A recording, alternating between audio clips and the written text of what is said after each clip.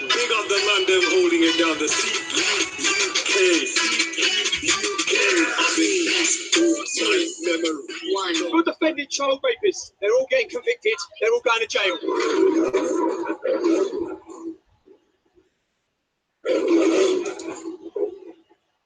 Ladies and gentlemen, welcome to the Manny Sinder channel. Every Wednesday from 8 p.m. we present to you the Masters of Logic show. Every Friday from 8 p.m. we present to you the Friday Mayhem show. Sit back, fasten your belts and enjoy the show. Thank you.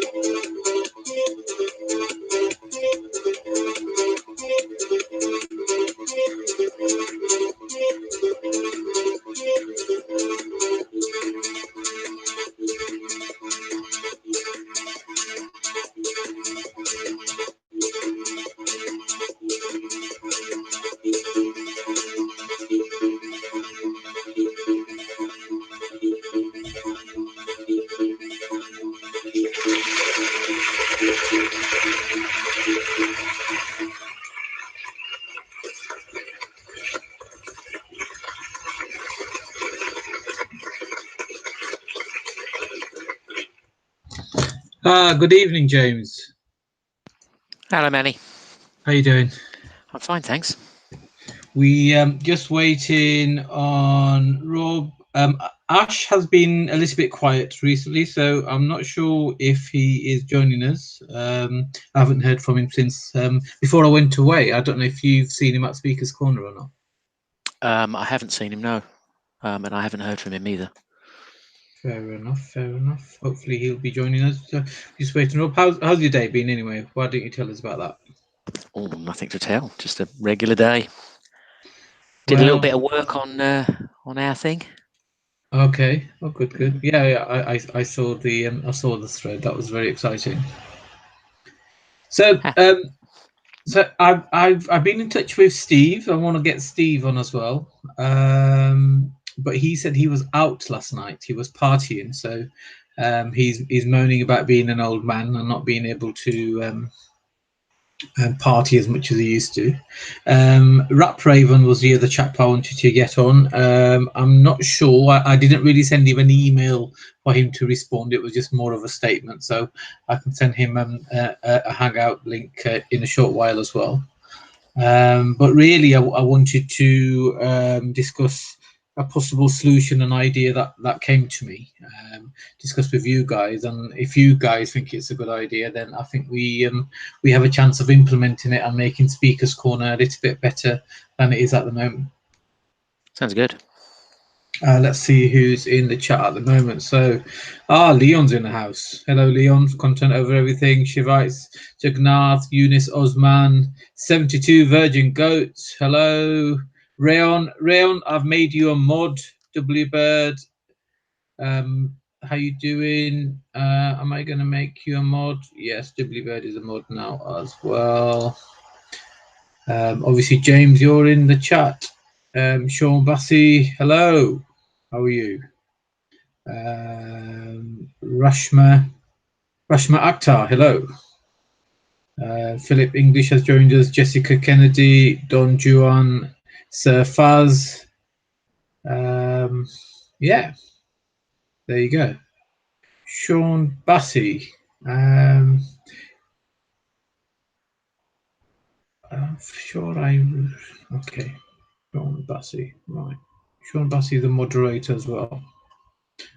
JK, hello. Trolley, McTrollface. Some of the names they say they come Crazy. up with absolutely fantastic. So Rob is obviously late, but did I hear right that he's away or he's in South Africa? Did I catch that right? I'm not sure. He didn't say anything on the Hangout. Okay. I'm sure I heard it somewhere, but maybe I'm just making it up. Who else have we got? We got James. Okay, Shivai Signal's giving big up. A lot of people have been asking about you. I mean, the last show I did on Friday, every other message at the beginning was "Where's James? Where's James?" You're getting very popular, James. I don't know why. Raj's red pill. Fantastic.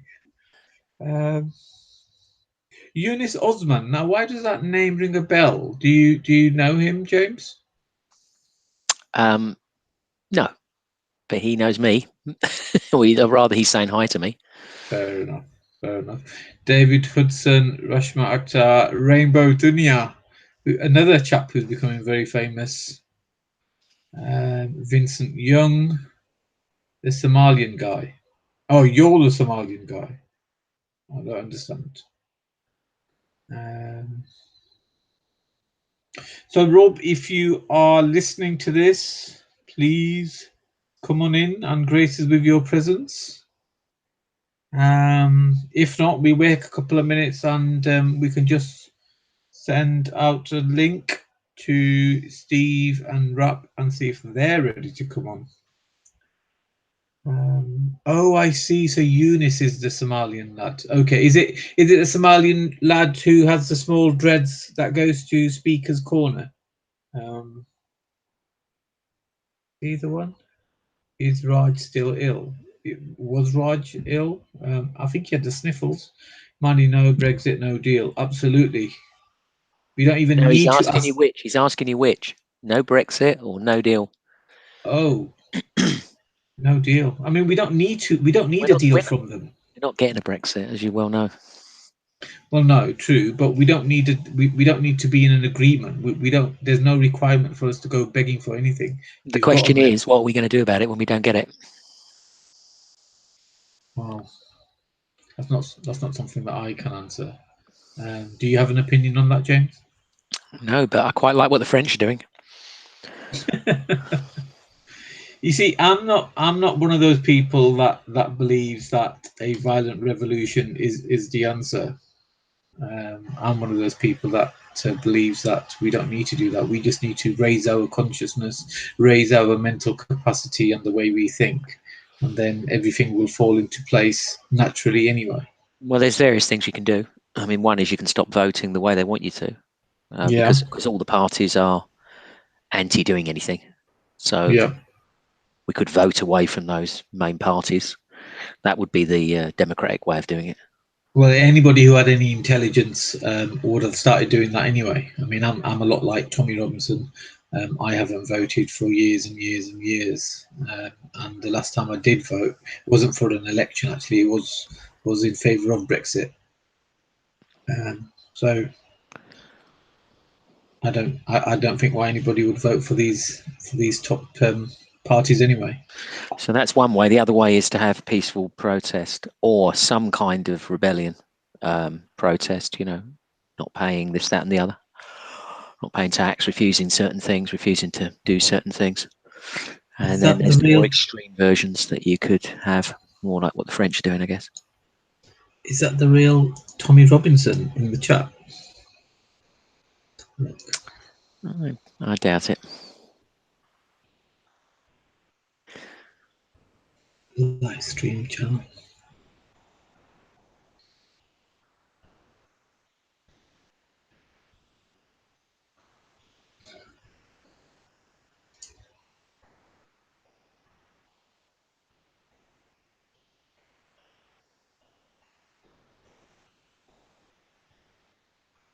Maximize. Okay. I'm not sure actually. It looks quite genuine. So could Tommy Robinson live stream confirm if he is the real Tommy Robinson?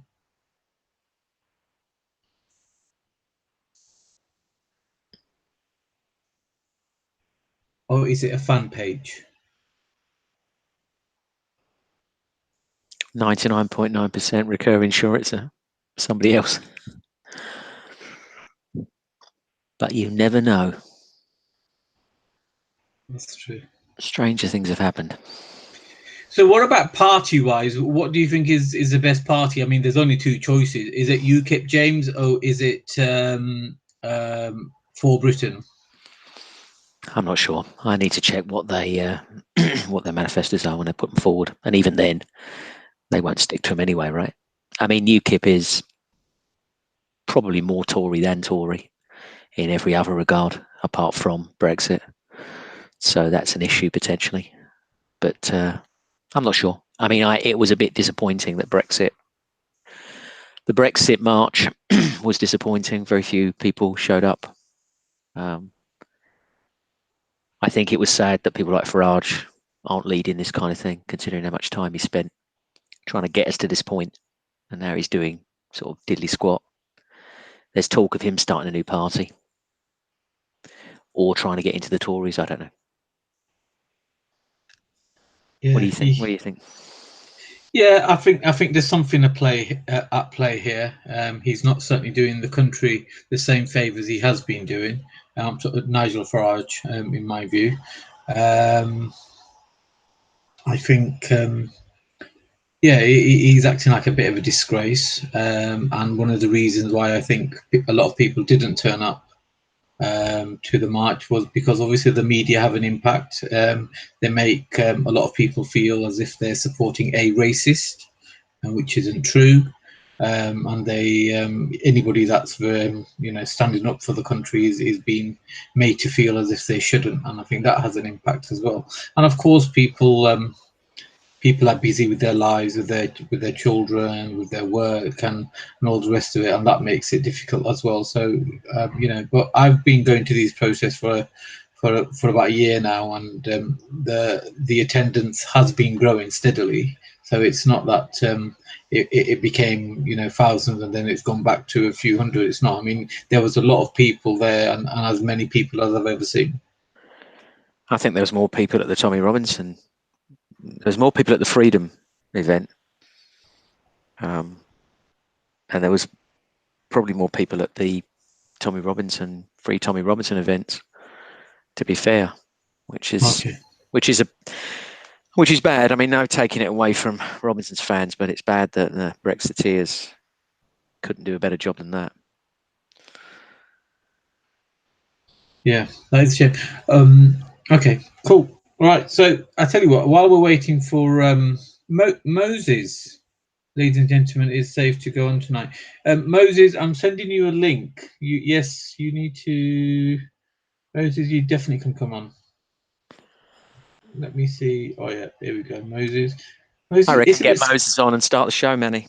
Yes, definitely. Moses, jump on, mate. Check your email.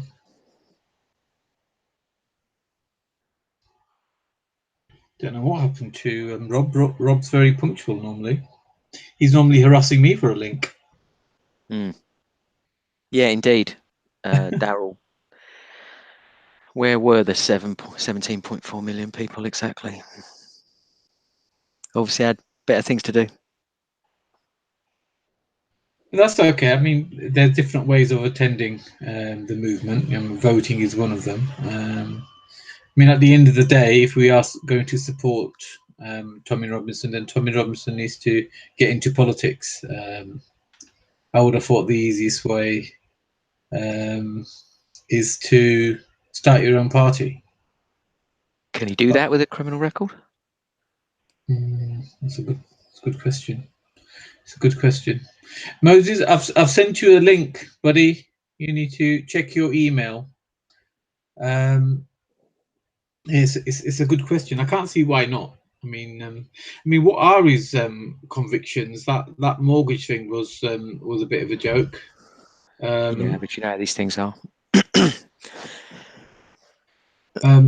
Leon, would you like to come on? I've seen your message about Raven. Would you like to come on? Let me send you a link and then you can decide. I think if you spent your how can we say being inside and you've paid your dues, then everything's reset, isn't it? I mean, fair enough, you can't have certain type of jobs, but I don't know what the rules are. There may be some rules against it, in which case that's the end of that. But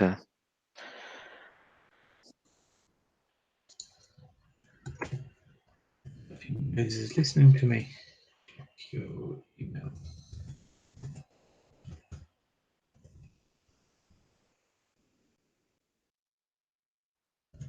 Okay. Why are you driving and typing, you lunatic?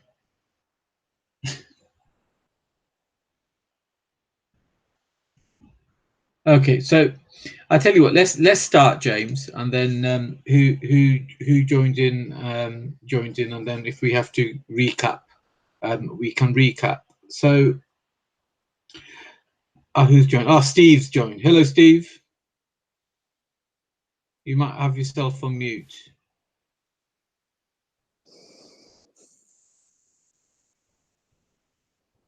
Steve? Hello. Hello, Steve. How's your hangover? It was a minor hangover. It was more of a late night, so bit of a lightweight these days. I was just going to call you that. Hello, Steve. Hi, James. How you doing? Not so bad, mate. Good.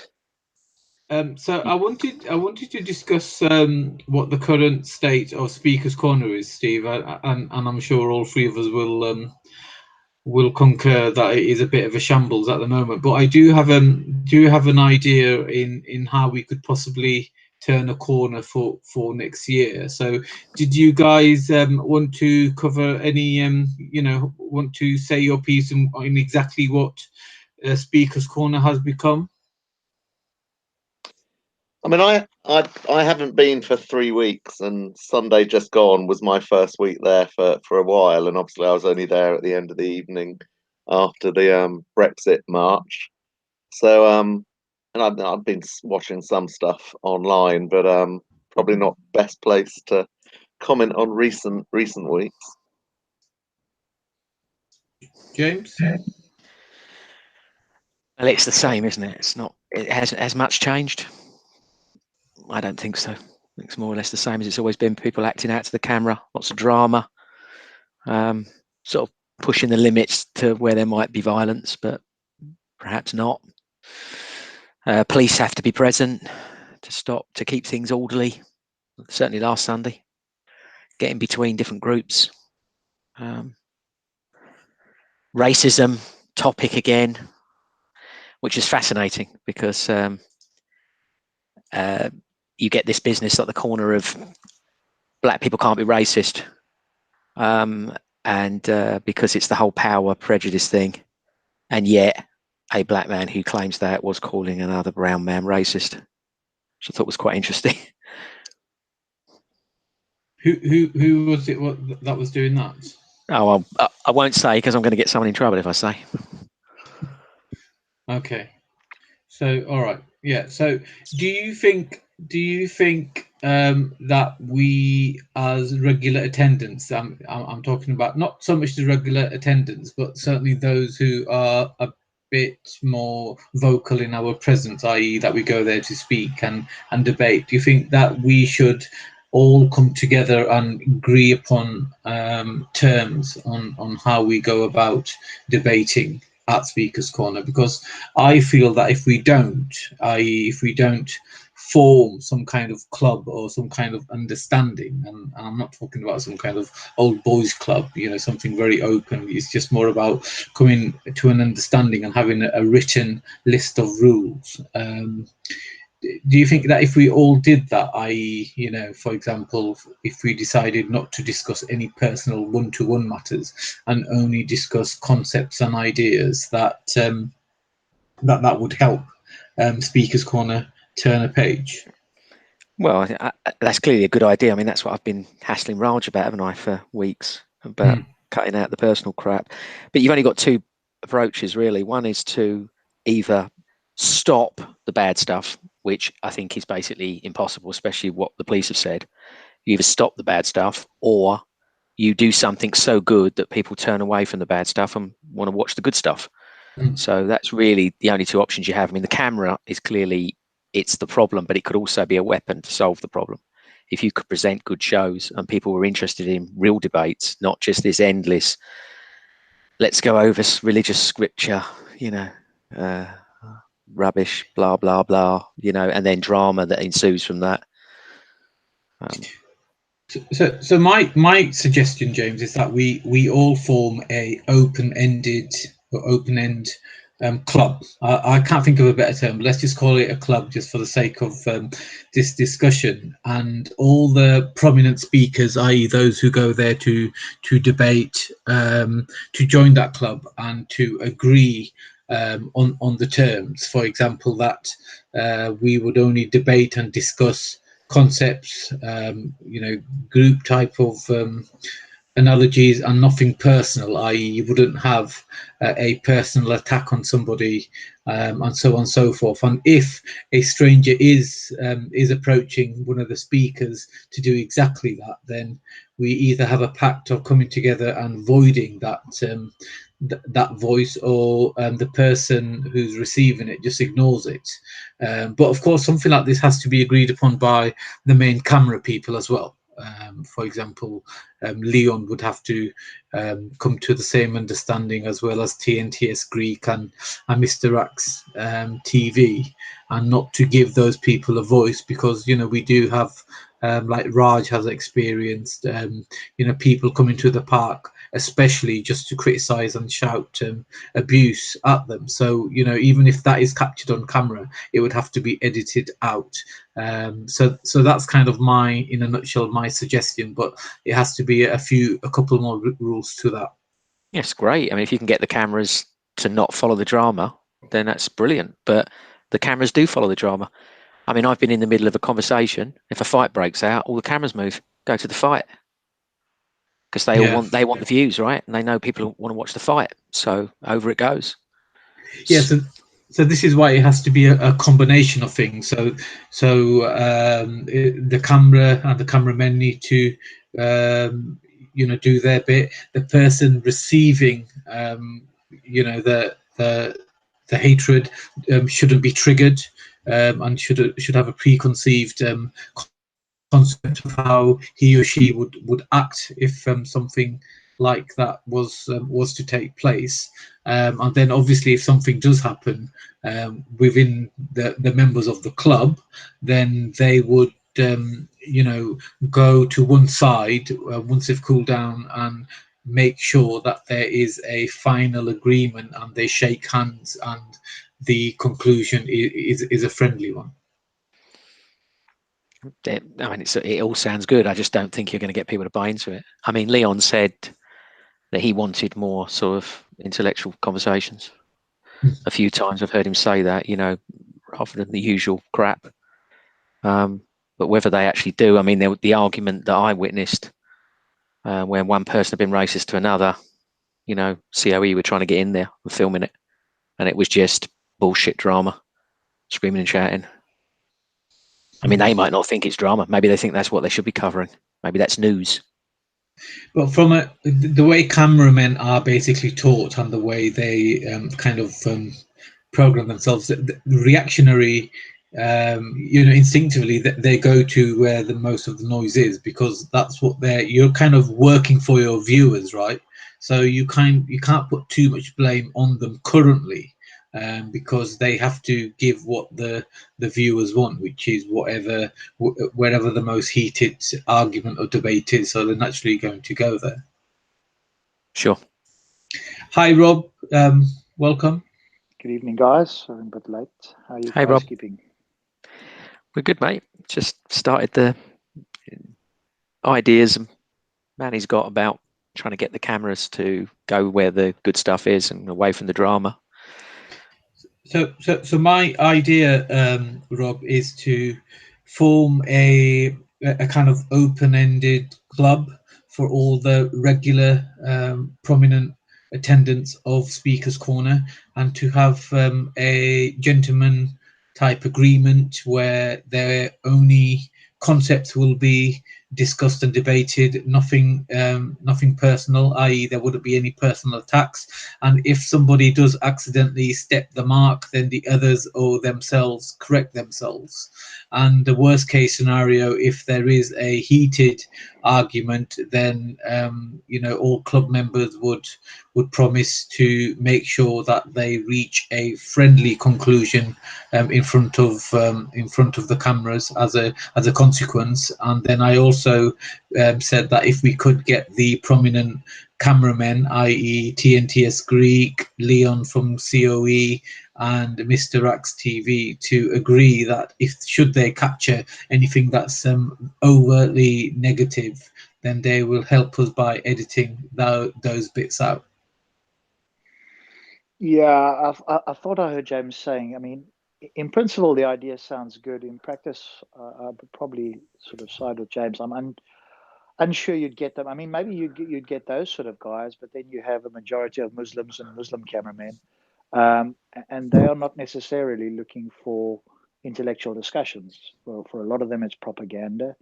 It's how can they attempt to look good or make Islam look good and everybody else not look good. So anything where any non-Muslim looks bad is obviously good propaganda for these sort of Sunni Dawah channels. So yes, in principle, it sounds good. In practice, it's unlikely. Like I think I heard James saying, if there's something kicks off, then the cameras would be over there to cover that because somebody's going to cover it. There's always a mobile phone or some camera running somewhere.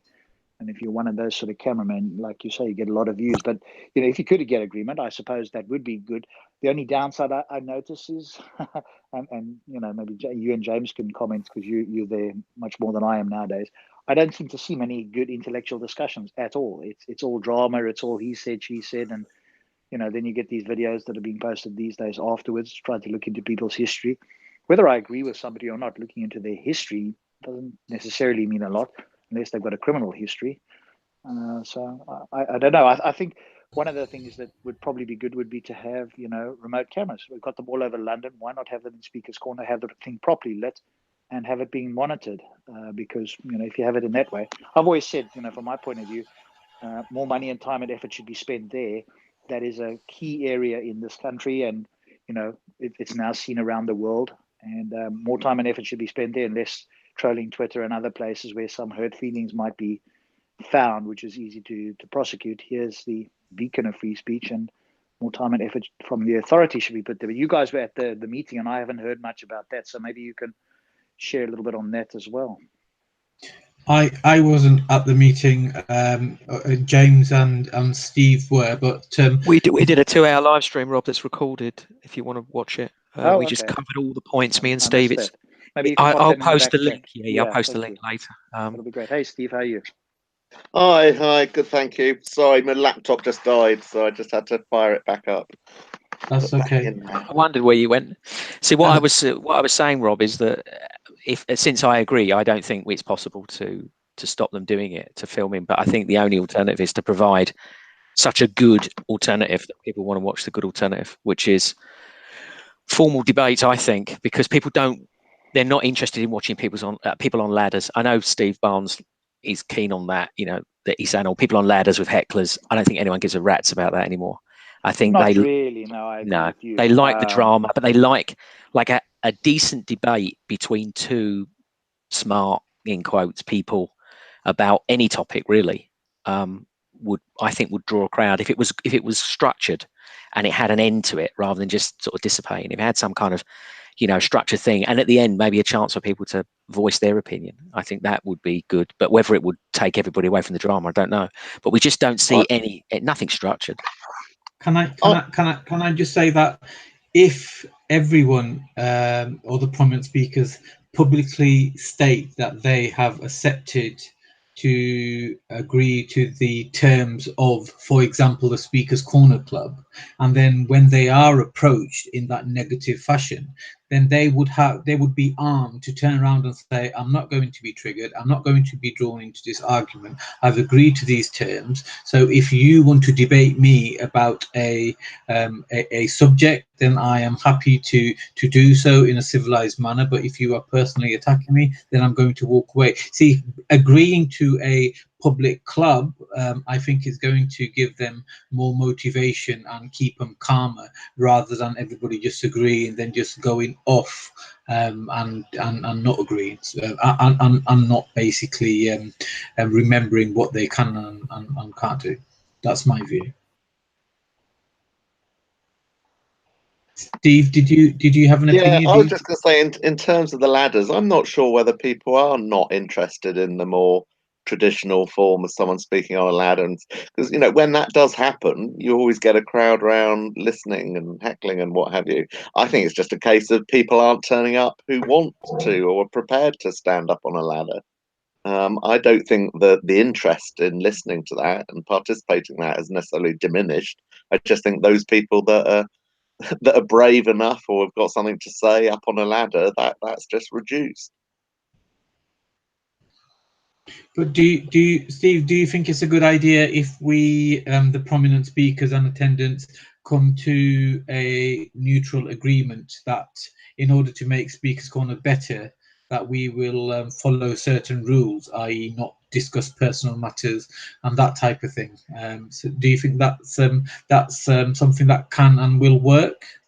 I mean, it certainly wouldn't do any harm, but it's not going to have an impact unless there's broad agreement and people signing up to it. Because let's face it, like for example, the few of us could all merrily sign up to it, but it's not the few of us, really, is it, that are causing the major problems? So, unless you get those that are causing the problems agreeing to it, is it necessarily going to be very effective? Rap Raven is going to be joining us hopefully in half an hour or so, and that was my attempt to for Raven to represent that corner of the Speakers Corner which he represents, and the others that he doesn't. So at the moment, in terms of cameramen, Leon is driving. So if he pulls up somewhere or if he reaches his destination, maybe he could join. But it has to be a community-driven project, I think. If we regard each of us as a Speakers Corner member, community member, so it can't be done. It can't be done if all of us don't do it. Otherwise, the ones that are not part of the agreement are going to cause the most controversy, and the cameramen are going to go there anyway. I mean, the good news is you can quantify it because you can look at viewing figures on the videos. So you can look at the ladders, you can look at the debates, you can look at the drama, and you can see where the viewing figures are. So it's easy to quantify. I mean, someone's just, as Darren's just said in the chat, leave it as it is, but take action against those who are causing trouble and hassle. And I think I would go with that as the main point, and that's obviously what the police said in the meeting. Do we think the police are now doing that? I'm not sure whether I've seen any change in the police behaviour. But whether it's the police or just us self-policing can deal with the troublemakers and the trouble and the negative elements, then either it can manage itself, or with the police intervention, it can be managed. We just need to deal with the people who are the troublemakers, who are causing the real problems. But you see, that's extending the problem anyway. So if you confront somebody on a personal level, then we're back to square one. The whole but point not is doing it on a personal level. Yeah, there are. Let's face it. There have been many occasions where it is done on a very personal level, but it's not making it personal. It's just saying, whatever they're talking about, your behaviour is not actually acceptable. Not ranting about them in a personal ad hominem attack sort of way. Right. Okay. Yeah. So and then whoever's part of the agreement or wants to stand under that agreement or be bound by it, then can help the other person who's confronting them. We've been joined by the other James. Hello, James. Hi guys. Hi, James. I'll just listen for a little while and Obviously, I haven't seen your link yet, guys. But from an authority point of view, what was their view? I mean, if you briefly summarize it in like 2 minutes, the bigger points, and I'll go back and have a look at your live stream link, because we can talk Well, about so this. But I think they I've just go put ahead. I've just put a link into the chat, Rob. Of I just did a little write up on the article. But yeah, James, if you could put a link to our verbal chat online about it as well, that'll give an insight. I'll do it now. Did you put it in the chat? Where about? Oh, So, okay. so in summary, Rob, I would say, they were acknowledging that the trouble over the last year has got a lot worse. That it needs to be dealt with. Some of the physical or specific things that the police or the parks are going to do was one that, and they haven't done this bit yet, but one is they're going to install some platforms on Sundays, so some form of sort of blocks or plinths. So people can just turn up and stand up on it and speak. And then they're going to paint sort of circles or semicircles around the base of those blocks to try and encourage a bit of personal space around the speakers. And then what he said was that they are going to deal with the troublemakers by way of giving them warnings, sort of anti-social behavior type warnings. That's not the specific legislation, but similar to that. And then ultimately exclude repeat offenders or serious offenders. Now, we know they have done that up to a small extent already with a small handful of people. But basically, he said that that's what they will continue to do to deal with the troublemakers. And he also made the point that all this videoing and an online whipping up of nonsense during the week, that they will also view that and also do the same. So people that are specifically threatening people online, sort of around the Speakers Corner community, or threatening violence, then they will encapsulate that to give people warnings. So therefore, if people are allowing sort of physical threats and intimidation on their channels, then they would get warnings by the police and could ultimately be banned or excluded from Speakers Corner.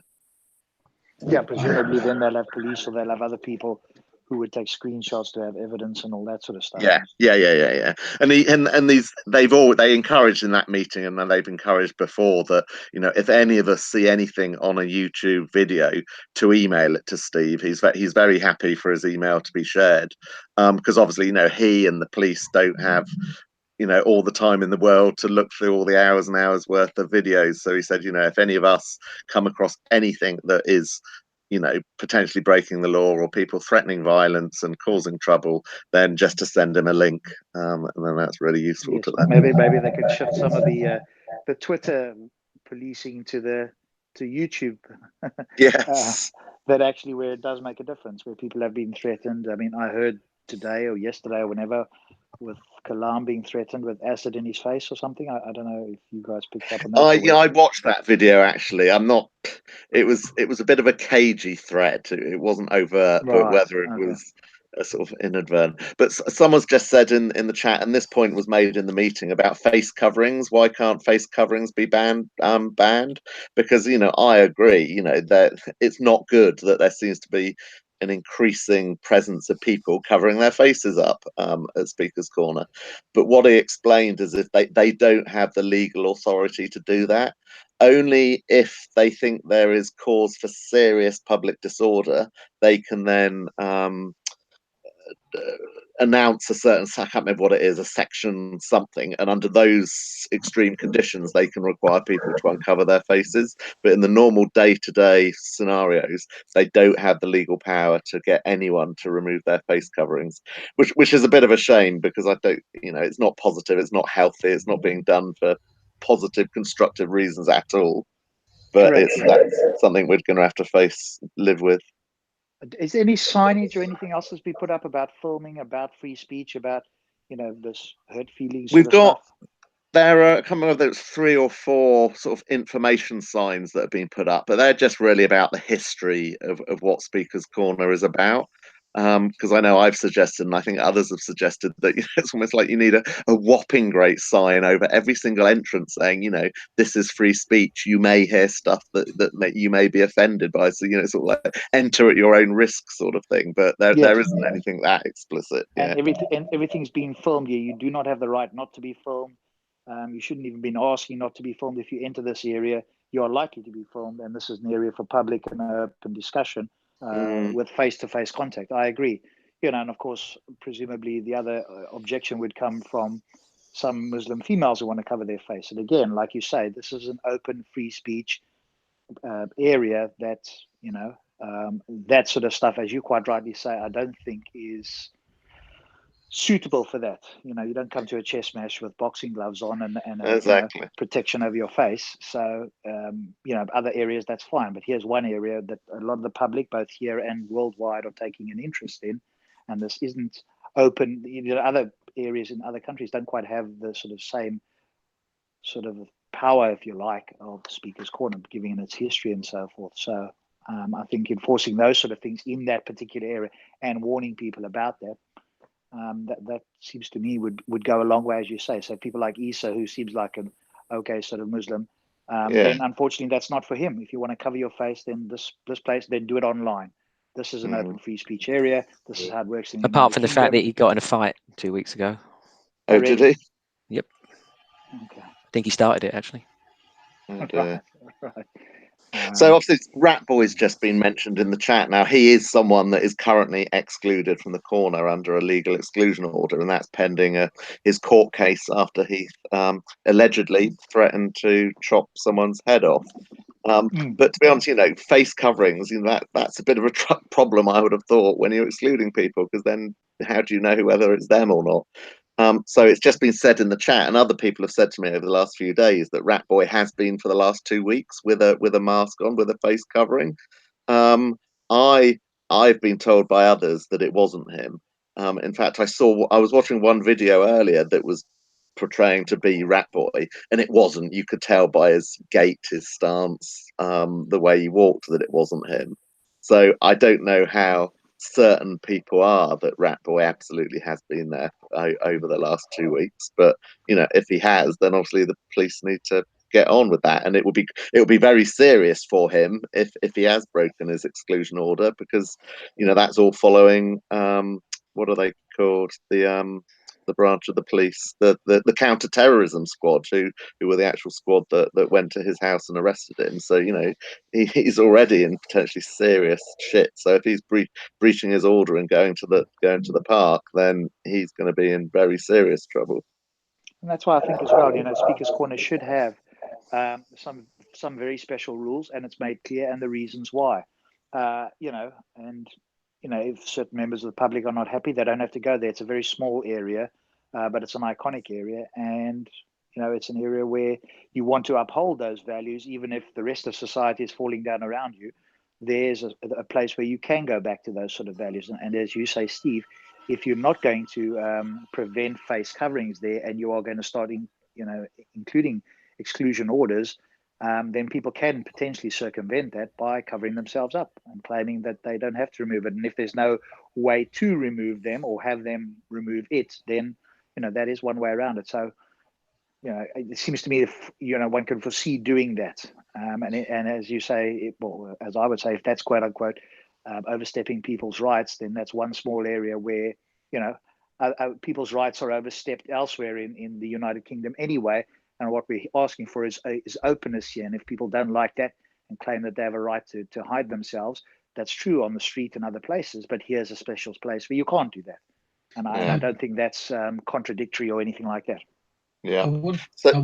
Sorry, Steve, I'll go after you. Please go ahead. Just another quick point. So another person that was also under a legal exclusion order was Abdul Hamid, or the Flump, as I call him. So he's the guy that went out beating people with his stick on the day that Tommy Robinson came. His exclusion order has now finished. So he's been back at the park a few times, but he's not breaching his order because it's expired. But I guess they'll be watching his behaviour quite closely to see whether. I don't think people like him and Tawhid and that has been missed at all. Well, yeah. So I don't presumably think, other people have taken up the slack anyway. So yeah, in some ways, although, yeah, I'm sure some of those individuals would like to be back. So I'd like to bring in James Speaker's Corner. I'm going to get confused as to James. Yeah. So James Speaker's Corner, you've joined us, but you haven't said anything. So basically, where we are, I've shared an idea that the prominent speakers and attendants of Speaker's Corner should form a community club, and agree to a certain number of rules, such as not to discuss anything personal. If they are approached in an aggressive manner, to turn the other cheek, if you like, and that type of thing. Not to converse with somebody who's aggressive, wearing a mask. These type of rules that you would expect at Speaker's Corner, and only to discuss certain subjects such as nothing personal, and politics, religions, and that type of thing. So perhaps you could come in and give us your thoughts, and take the conversation any direction that you wanted to. Sure. Thanks, Manny. Thanks for having me on your show. Yeah, I've been listening to this idea, and I have to say that I think I'm more in favor of the status quo and the kind of policing sort of ideas that Steve mentioned than I would be of trying to kind of encourage sort of more formal debating rules and rules of conduct, because I feel like so long as it's not violent or kind of spreading people's personal information about where their kids go to school or that sort of thing, as long as it's not kind of either of those two things, I kind of think that sort of any sort of anarchy or even kind of like sort of silly drama is okay. And I think that most of the people who get involved in drama sort of normally kind of are sort of pro or quite kind of happy to get involved in drama in a way. So I yeah, I'm sort of okay with the status quo, especially I wouldn't be in favor of like telling people that they can't cover their faces unless like there was a sudden surge of kind of masked violence or that sort of thing. But at the moment, I think it's an acceptable level, and it would be a greater loss to exclude people like Issa, or I know people wearing niqabs or that sort of thing. No, no, Okay, I'm not. losing Issa would be a great loss I indeed. wasn't. I wasn't saying to not allow people with face covering. Then I'm fine if Yeah, I somebody doesn't realized have that it. was That's Rob's fine. point, but I So just thought I'd address it now. my point is that the majority, I mean, Easter's, very good debater, but majority of the people that attend with face coverings, the men I'm talking about, tend to be overly aggressive and there to not debate, but to argue and cause controversy. So I would say it's best to not to converse with them and not to encourage them, and that's why I also suggested the cameramen would have to partake and not to give those people any airways, like not to give them any coverage. So that was my suggestion. My suggestion is not to ban free speech and not to allow certain people to come. Far from it. My idea is just to make sure the debaters discuss ideas and concepts, and not to discuss whether Mr. A was wearing blue pair of jeans when he said to his ex-girlfriend, and now his ex-girlfriend is going out with Billy Bob, and Billy Bob said that he doesn't like blue jeans. All that type of stuff. It's appallingly bad. Yeah, And I think, again, I have to agree with Darren that I think too many rules, could have a negative impact on Speaker's Corner. I mean, someone else also just put in the chat: will people still be able to call other people batty boys? Well, quite frankly, probably yes, they should, but only if everyone is also comfortable with people choosing to use the N word or the P word, because these words are all offensive. Hateful words, but if we allow one, we must allow them all. So therefore, if we as a community agree for people to run around calling people people batty boys, they've equally got to accept that someone's going to run around and call someone the N word or the P word and not get any more upset about that. And to be honest, I can imagine those choosing to use the word batty boy won't be so happy with people using the N word or the P word. So, whatever way it is, it has to be consistent, i.e., those things are tolerated, however unpleasant or offensive they may be, or they're not allowed. You have to be consistent and apply it equally. Yeah, I think we need to err on the side of allowing virtually any speech, apart from direct incitement to violence, perhaps. But anything else goes. That's the whole ethos, isn't it? There, the moment you start banning batty boy or nigger or whatever the P word, I don't even know what the P word is. Then you go down this whole of this sort of thing of now words become, you can't even say them, even if they're descriptive as opposed to prescriptive, and that's just. But of course, we know it was the use of the N word that was one of the main instigators of certain individuals being bullied and intimidated and chased out the park. So, complete inconsistency to date. But if they want to use words like batty boys, then they're just going to have to accept that on some occasions someone's going to come along and use the N word, and they'll have no moral right to chase that person out the park. No, exactly. They walk away, and if that person follows them, then they've got a case for harassment, and that person can be ejected. So again, you've got to have the clear rules. With you can go and say what you like, but to follow somebody around to harass them, which is different from free speech, and I think there's a clear distinction that can be made, then they're in danger of being ejected. But they can go and stand on a box or say it to somebody. If that person walks away, that's where you have the freedom. They can say it, you can walk away. The thing is, we can't do anything, right? The police are not going to do anything about any of this. They've already made that absolutely clear. Have they? In fact, they said the opposite. They said that if you're being harassed by a lot of people, they'll walk you out. They're not going to attack anyone or deal with anybody. They're just going to call in a lot of cops when there's the suggestion there might be trouble, like at the Brexit march. And they literally just stood there while these people kicked off. They did zero. And they will continue to do zero. Was that in the meeting, or where did you hear, or how did that come about? In the meeting, pretty much, Steve, if you want to add to that, they pretty much said that they are not going to, that kind of policing is finished. They're not going to be doing any of that kind of thing. I mean, obviously, if somebody's violent, they'll do something about it. If someone gets punched, they'll step in. But other than that, they're not going to do anything. They're going to wait until it goes to physical violence before they react. Actual or threatened physical violence, they will respond to. If not there and then, subsequently. But when you say respond they didn't respond to the stuff I saw.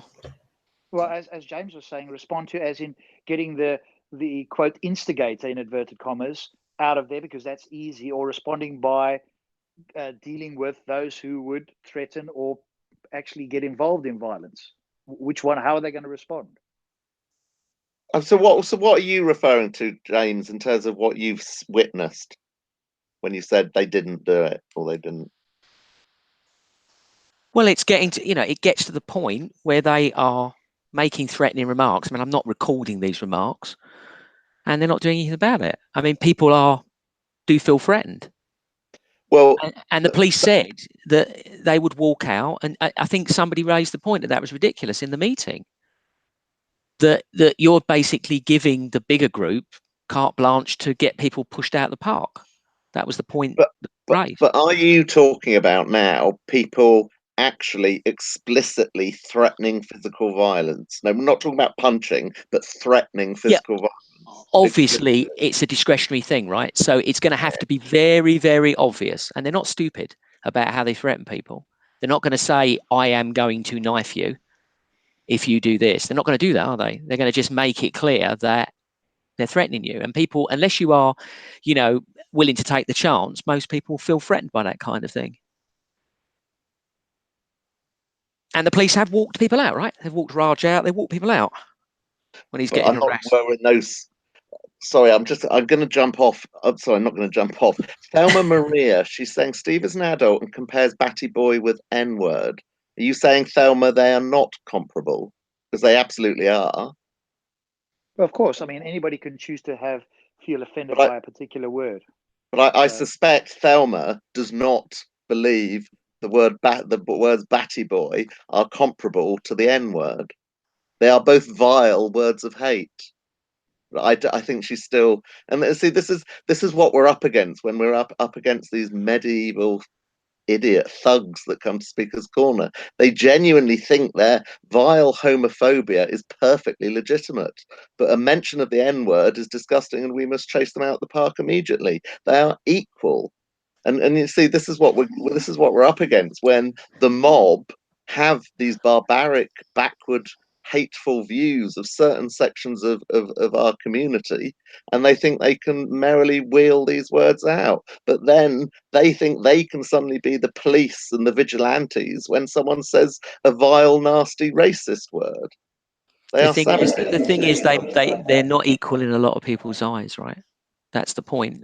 They Yeah, but don't. They it's all are, subjective, but though, they isn't it? are, aren't Very they? subjective, and that's the problem. People don't see Exactly. it that way. To you and I, they are meaningless, but to some people, they have significant meaning. I mean, I know lots of gay people that have no problems about the word faggot, for instance. They use it freely. They don't care if anyone else uses it. Yeah. I do not know that of black people. I do not know many black people who are quite happy for white people to brandish that word. So it is different as it's perceived, and that was one of the big dramas at the corner, was people going at it because one person's abuse was said to not be equal to the N word, and that's why it caused a massive drama. Which is why surely the end result, as Rob said earlier, we should accept this is the home of free speech, and we may hear any of them or all of them used. Well, that's the ideal, isn't it? But the reality is, it leads The to reality drama. is that the culturally backward people are the thugs, and who are the ones that don't like one but are completely happy to use the other, and think that they can be the physical vigilantes and policing the corner on the back of that. But because the police know that a certain group react a certain way, they'll go path of least resistance, right, and stop those that are Well, I causing mean, are using it. You know, that's when they that's what do they're going to do. You know, when they do have the police numbers, as someone just mentioned earlier in the chat, they do police it very well. So on Sunday evening, there were large numbers of police there for a period of time, and quite frankly, they dealt with the situations very well. So where things were getting a bit heated, they went in. They didn't stop people talking, but they went in and sort of inserted themselves, and they did handle the situation well. So when they have the numbers, they will deal with situations. The problem being that Steve Barnes, continually tells us, and we can kind of understand it, is they simply don't have the resources to have 100 policemen there every Sunday all day, because they just don't have the resources to do that. Yeah, but Steve, that's also, I appreciate he's saying that, but that's, and I agree, because he's obviously not higher up, but that really isn't in fact the case. They have got resources. They're using the resources in other ways that I think if one were to have an objective discussion with any of these higher ups, they could easily be shown to be using these resources illegitimately, in a sense. And so they've got the resources. They're just using them on Twitter. They're using them elsewhere for things that are far less serious, and they don't realize the consequences of not protecting Speaker's Corner. And it's like you kind of alluded to, the moment people with a low psychological level are allowed to flourish or see it. It's like a child. They push boundaries. When a child pushes boundaries and no boundaries are enforced, they keep pushing until they hit a boundary, and the boundary is firmly enforced, and then they know where they stand. Generally, and they might push back against it, and that boundary is enforced. And it's the same with a number of people there. Of course, it's not all, but a small majority in different factions who've got this low level of mentality that need it. They're like children in a psychological way, and they need to be boundaries need to be enforced with these sort of people, and it needs to be enforced regularly until they get the message. And the police don't seem to realize that not doing that allows them to flourish, and they bring more of their own kind, and then all you have is this violent low-level psychology in Speaker's Corner, when that's of course not what anybody really wants, apart from the few people that want drama. And the other method to help address that, which we spoke about a lot, and Steve certainly talks about a lot, is that we ensure the greatest range and diversity of speakers and people go along to Speaker's Corner. So therefore, that these radicals with these, however we want to describe them, backward cultural views are outnumbered. but by the dint of there being more normal people there who are there to listen to or to speak on a very, very broad range of subjects. Because, you know, these problems get significant when they think they've got the power, when they think they've got the dominance, when they've got the numbers, which is why I always link to things like collective prayer to this. You know, them praying in 100 people praying in the middle of Speaker's Corner, laying out their prayer mats, is all part of the same issue. It's them thinking they're controlling and dominating Speaker's Corner, acting as the vigilantes, enforcing their Sharia law in Speaker's Corner. These things are all tied up. And if we all encourage as many people to go along regularly to speak, whether it's the vegans, the flat earthers, whoever they are, the more the merrier, and the more to ensure that these backward idiots aren't enforcing their Sharia norms on us. Yeah, I think there's a correlation between poor debaters and weak arguments and sort of violence and threats. And you don't see that from people who feel like they've got, you know, strong positions and indeed can articulate their position, whether it is in fact strong or not. But it's those people that don't. It's like I say, it's you know, coming with boxing gloves to a chess match. You're ill prepared for this sort of thing. I don't go to, you know, into a gym with my chess set and say, hey, let's get into the ring and have a game of chess. It's inappropriate. And we can't stop them doing it, but we can point it out and we can highlight it, that, you know, it's that sort of person. And I have no problem, you know, if I get down there again next year, which is rare, unfortunately, to highlight that among certain people. It doesn't mean that I'm better, it just means that they haven't reached that level for that particular environment. I wouldn't go into a boxing ring, that's not my area of expertise. But coming down there with low level of psychology and an inability to argue. And so when you get triggered, of course, then you have the emotional thing. I watched again the other day. I just happened to be seeing a few of my videos because they come up and they get demonetized and stuff. And I had one where I was following Kalam around and they had that Moroccan guy, Jedi's buddy, who shoved him and then shoved him in the face. I happened to see that one again when Tam was taken to the bus.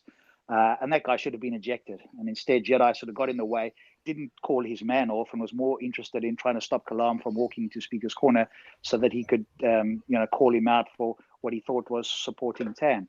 That's the sort of thing we need to deal with, because otherwise these people flourish. Arsenal makes the point, probably shouldn't give him or her any oxygen whatsoever, but makes the point that my words of backward, culturally and radical are all code words, and then puts a stupid grinning face. They're not code words. They're words I use descriptively to describe some extremist radical idiots who frequent Speaker's Corner, who don't represent their religion, let alone represent Britain, Speaker's Corner, or even humankind.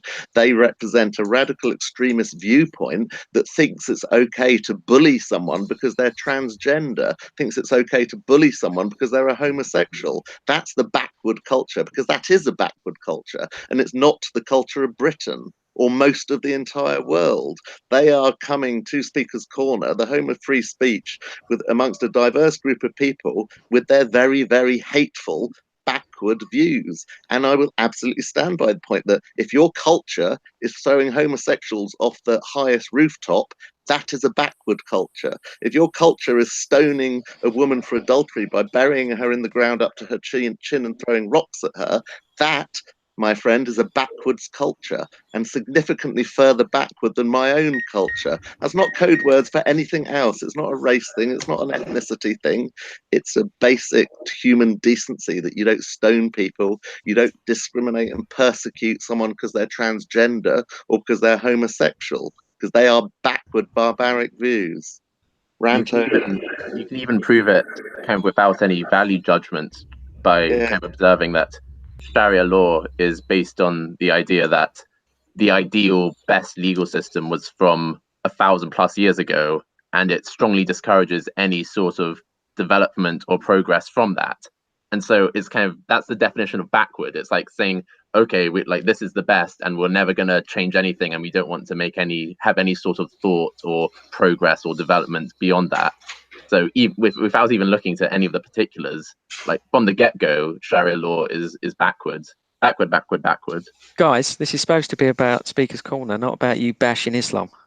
We're not. Oh, come on. We're not bashing Islam. We're Of course you're bashing Islam. You all are. radical, Why don't you? backward idiots that come to Why do you speak have to say those things though? You don't. You just and get on with thinks it. it's okay to perform whatever. No, there's no whatever about it. That's what you're doing. Well, I And think you're it's causing the same drama that we're talking about.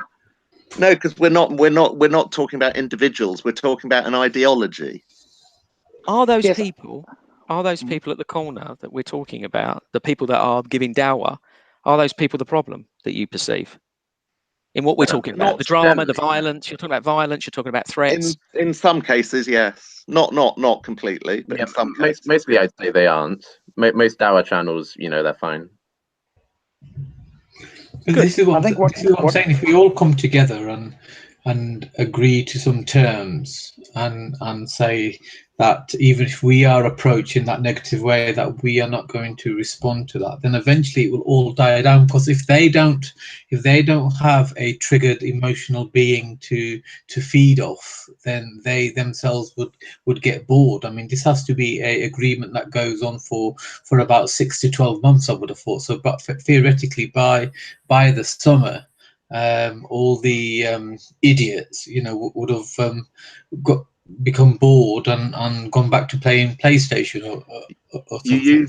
You used the right word there, Manny. You said triggered, and the challenge for all of us is some of these individuals are are triggered simply by facets of their ideology being challenged or critiqued. That is all it takes to trigger individuals that go to Speaker's Corner. That's a very difficult situation to resolve, isn't it? And also, we have to remember that there's ways of delivering no, sorry, just to finish off, Steve. So knowing that, we should also be aware that there's ways of delivering our message. So, for example, we shouldn't critique their religious beliefs in a overly, how could I say, aggressive manner. You could say the same thing, deliver the same message in a more polite way. I'm not saying that anybody on this panel does deliver it in an aggressive way, knowing that the goal is not to trigger them. So if we show them that there is a way of having the same discussion in a more, how can I say, non-emotional way, then they themselves will learn, and then we will help them grow on an intellectual level. Yeah, I think while I agree with you in principle, Manny, I'm not sure that that's practically the case. I mean, we've all seen it. We're on occasions dealing with individuals with a low level of psychology, and that's very difficult to bring up, especially if they're not open to it, and especially if you are critiquing whoever it is. It's not just Muslims. It's it's certain other individuals and other groups and so forth. But again, it seems like we have to point that out. It's not all equal. And okay, there's more people in certain groups than others, but I don't see that happening with the atheists. I don't see it for that much happening with the Christians, although you could probably point out a few examples. And I don't see it happening with the Sikhs as three examples. But one does see it happening with Islam. One does see it happening with some of the sort of gang-related members, if you like. And so you have those two groups, and there's no point in tap dancing around it and suggesting that everybody or that groups that come down there, or people that are part of, let's say, a group in a sense, even though they don't identify as being part of a group, they're not all the same. And I think that's kind of the point that Steve's getting to, really, is that we have different levels here, and it's okay to point out that certain individuals within certain groups reliably act in a certain way and come with a certain level of psychology. I agree. Pointed out. 100% agree with that. I have no qualms with that. So, yeah, all right. So how do we help them reach a point, to a level where we can have these type of open discussions without somebody becoming narcissistically triggered and emotionally triggered? So how do we get to that level then? I think one of the main things to point out to anybody and everybody is that you're going to hear views, and you're going to hear it in ways that you might not like, or you think are insulting, ill-mannered, whatever the case is. And not everybody has the same approach. Now, most of us here on the panel want to have some sort of intellectual discussion. Any one of us could trigger virtually any one of the people down there. It's very easy because they, as I always say, they're like psychological slaves. You know the buttons to press. It's easy to get them triggered. Now, fortunately, us in the panel here don't necessarily want that, although on occasions, maybe one or two individuals, in a sense, you kind of feel in the back of your mind deserve it because it's so easy to do. But I think other individuals need to be told that this is how it is and not everybody's going to be the same. And that's why, although I don't agree with how Tan behaved or other sort of radical people, if you want to use that term, or outspoken people, I think those sort of people on occasions are useful and necessary to show these other people. And because the same thing could have happened to me. So it would have been very interesting to have an opposite of Tan come out there and tell us how we're all colonial, white, crackerhead, Nazi supporting, right-wing people or whatever. I mean, all you need is a few Antifa out there, and they're the opposite of Tan that would challenge maybe most of us on the panel here. And I think most of us could deal with them quite easily, and they would sort of, disappear into the backlight or just become emotional. But I think there are going to be those sort of people, and they need to be exposed to it. The more you are exposed to that, the less likely you are to be triggered, unless you are completely sort of have a few cards short of a deck. You will eventually get used to how that is. So I'm not sure that you can ban all of it, and you need some exposure to that sort of thing because that's where it's going to happen anyway. And so I support somebody's right to do it, not necessarily what they say, and we can critique. So I don't agree with Tan saying nigger or whatever the case is, but he has the right to say that, just as somebody has the right to critique him back again, or as happened with the rape thing and all that sort of stuff. Then he got triggered. So you've got to be consistent. I think that's what is also lacking, is consistency. Absolutely. In the police meeting that we had 3 weeks ago or so, we all agreed, and the police agreed, that it was a really useful meeting to have, and that we would now have them regularly. So I think we said we'd have them quarterly, so every 3 months. But unfortunately, for the first meeting, despite a number of regular Muslims being invited, only I think it was 2 came along. 3. So we don't know why more than that didn't come, but we all said that it would be really, really important that we get more of them there at the next meeting, because the best solution is to get people involved from all sides. So hopefully the next meeting, that I think will be sometime in the new year, But Steve, we'll have an observation on that is that some of that group, or most of that group, I would suggest, don't believe in free speech anyway. So now you're asking them to come along, and in a sense, if you step back and you just look at it from the outside, isn't there a level of hypocrisy there? These people would not allow that. If they had the say, they would ban certain things, particularly things that they felt offended by. So you have people coming there taking advantage of something that they would not do themselves. So there's a level of hypocrisy with anybody that comes down to the corner that wants to ban certain things. And so you're now asking people to come along who there is an internal inconsistency anyway, and they're going to argue for it. And of course, as we've done on many hangouts here, nobody has, in my view, ever successfully argued for limiting free speech in some way. And so, but I agree, it'd be nice to have their buy-in, but you have an inconsistency in that particular group, it seems to me.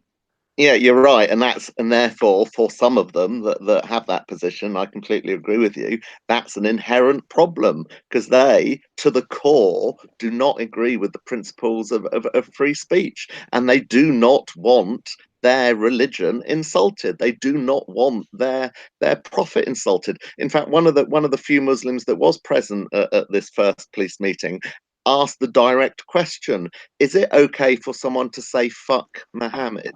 And the police's clear response was, yes, it is. Because, as has been proven in the courts of law, there is no legal protection against being offended. And the protection you have against being offended is to walk away. That explicit point was raised in the meeting, and Steve Barnes gave a very, very clear answer to it.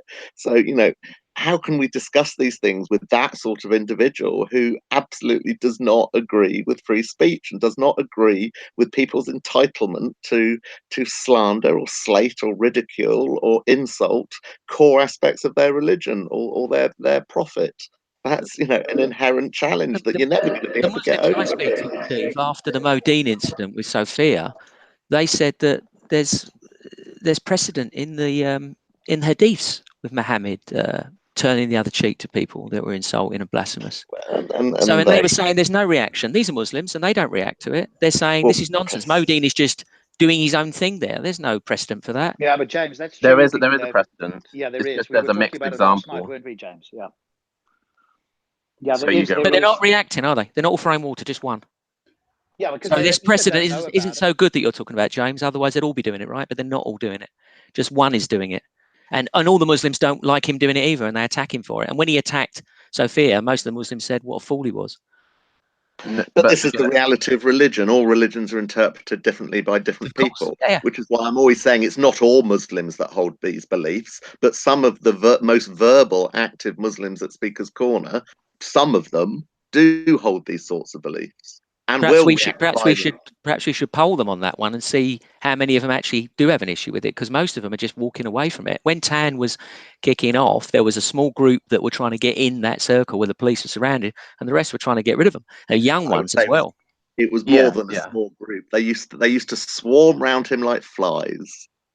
So it's definitely true that, like, you know, we can't say anything about like what the normal Muslim does. But, you know, about whether there's kind of precedent for Muhammad kind of reacting violently to people who criticize him, yes, there is. And there's also precedent of him taking it and being and like turning the other cheek, so to speak. So there's precedent of him killing several poets who insulted him and wrote insulting poetry about him. And that's from, kind of like authentic hadith reports and from biographies about him. Yeah, I think Muslims, you can cherry pick, or you could point out that there's, seemingly contradictory things. So what are you going to? You can choose to follow the bits where he turned the other cheek or whatever the case is, but you can't ignore that the other thing happened as well. And Muslims that want to follow that are entitled to do that. And that, of course, that's and brings up another point. If you're going to follow somebody's life and go, hey, this is an example. If the person does contradictory things, then again, is that the perfect example? I know we're going off tangent, but it goes to the behavior of certain people cherry picking whatever they choose to want to follow and then using that in Speaker's Corner. And I think that's, I agree. I accept that. I agree. But I'm saying that it's like the same with the M word, right? Only some people react. Very few people react, in fact, at the corner. And it's the same with the P word. Very few people react when these words are used. I see one guy was very threatening over the P word. Two guys, actually. Maybe you can write in the back to chat, because I literally, I can think of a few, but I can't. I don't know specifically. So maybe you can write it in the back chat which one you're referring to. Yeah, where there was a chap that went on camera and started ranting and saying, as a Pakistani, I'm the only one who can use the P word. Another guy said that if you do not punch someone who uses the P word, you're immoral, and that was on Video View's channel. What's the P word? Paki. Okay. That's So I just want to say, so you guys have outlined two groups that are the worst at doing the issue or carrying out the issue that we're talking about. Now, is that a mental behavior issue, or is that a social class issue, or is that something else? What is it? We can't just say it's just one group, obviously. Then what is the issue? How is this created? And then what is the solution? If you guys don't think my suggestion is a good suggestion, then what?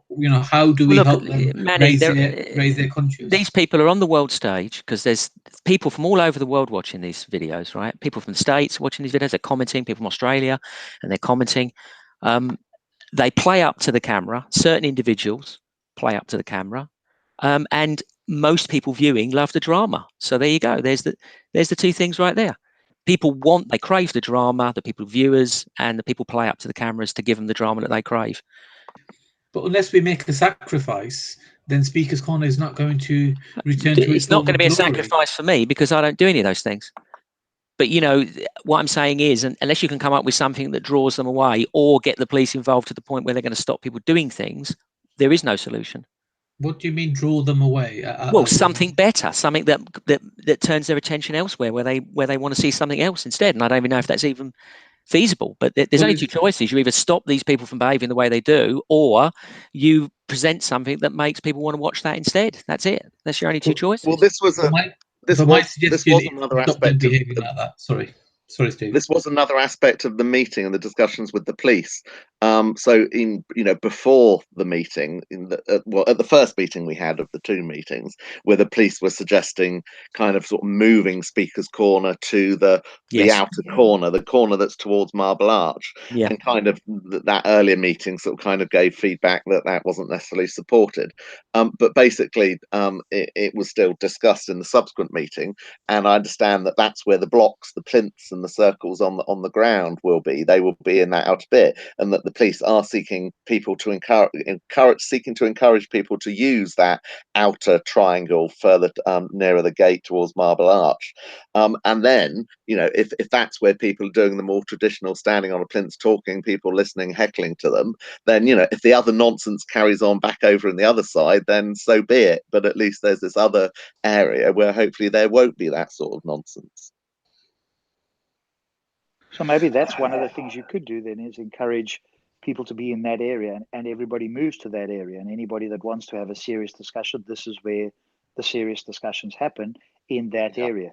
And if you are sort of somebody that comes out at nighttime, a bit like, a nighttime predator or whatever the case is, then you can go down there. But then it does take a force of will for us and anybody else to stay in the other area, because it's easy to go and get drawn into drama and other things, especially under cover of darkness and all that sort of stuff. So maybe that's part of what Manny's talking about. There's a couple of things that, from a policing point of view, we could do with, which is lights at night and CCTV. Yep, agreed. Neither of those two are adequate at night, and of course the violence invariably happens at night. Yeah, I believe it is covered by CCTV already. I asked and they said no, but if you're saying they've got it and they're not saying, maybe they're not saying, maybe it is covered. I've asked and they've said yes. I mean, when the threats were made and someone was shoved, there was claims that they couldn't see, and they were right in the middle. So I don't know where these CCTVs are pointing. And they need to be made explicit. This area is covered by CCTV. So, and all actions and so forth are monitored, just like virtually everywhere else in a public area, in public cities anyway, in the United Kingdom. So. I would be perfectly happy with that, and maybe it's just by dint of the nature of Speaker's Corner. I know there are stacks of people who, in my view, would be highly paranoid about that all the state are watching and monitoring and not blah, me. blah, blah. Are you one of those, James? No, I said not me. I'd be quite happy for them to be, because if there is violence, you want it caught, right? You want to deter them. Exactly. No, completely. Yeah. I'm all for it. And look, even if there are areas that are covered, so we can stand in those areas, like on the New York Metro, where there's certain areas and they're designated, these are being watched. So late at night, you can stand in the safe areas. I mean, that's a good thing. But there have been actions at night that have not been dealt with by the police. Now, the other thing, of course, is they're not policing at night. They said that at the meeting. They are understaffed. So there's going to be no cops. There's all these things that apply to harassment, etc., won't apply at night because there'll be no police there. So, okay, so we're kind of. I mean, you guys are very happy for the police to do something rather than proactive. Manny is the answer, I think. Proactive. But then we can be proactive by really coming together. The prominent attendants can come together and achieve the same thing. So once the power goes over to the police, then it's gone, right? But surely the power is in the hands of content and Mr. Axe, for example, as the predominant filmers of the corner. I don't think it is entirely. Obviously, the way people respond to what people say, how they say it, how they plan to go into Speaker's Corner the following week and take whatever beef they have with somebody and so on and so forth. Like just agreeing that only concepts will be and ideas will be discussed and nothing personal will do away with 50% of the issues. How do you enforce it? What are you suggesting, that we're going to go up? Because you go up there and question them about it. Look, I'll support you. If you want to try it for a year, I'll support you. I'll help out, no problem. But you're going to have to quantify it, right? You can't just do that standard government thing of doing a bit of lip service and then not actually testing that your theory is correct. Because I want it proven that you were right. Because if you're wrong, then you need to say I'm wrong, and we need to say else. Because that's what everyone does, right? They say, oh, yeah, we did this great idea. But is it actually working? Is there less violence? Is there less threats? Et cetera, et cetera. Yeah, I mean, And we can monitor that because it's quantifiable in the videos. It's clearly all in the videos. Yeah, I mean, already we've seen recently, until last week, that the level of aggression had come down a few notches just by, Raj behaving more like. Yeah, that's what I wanted him to do all along, right? I've been hassling about it for weeks. But again, I mean, in his defense, Raj is reactionary. He doesn't go out to purposely upset anybody, but if obviously when somebody attacks him, he does react. But they'll say the same. They'll say exactly the same thing, right? Well, no, Raj doesn't go up to strangers and shouts abuse at him. So I don't. It's not the same. I mean, I've hung around with Raj at the park, and I mean, does the panel agree that that going up to Sophia and saying what they said to Sophia, is that free speech? Was that a problem for you guys? Do you find that a problem, or is that free speech? Offensive speech. That's what it is. Good morning. Good evening. Hello, Moses. Hi, Moses. Yeah, no, we accept it's offensive, but are we okay with it? Because that's what people are doing, right? They're abusing people. Is that okay under free speech?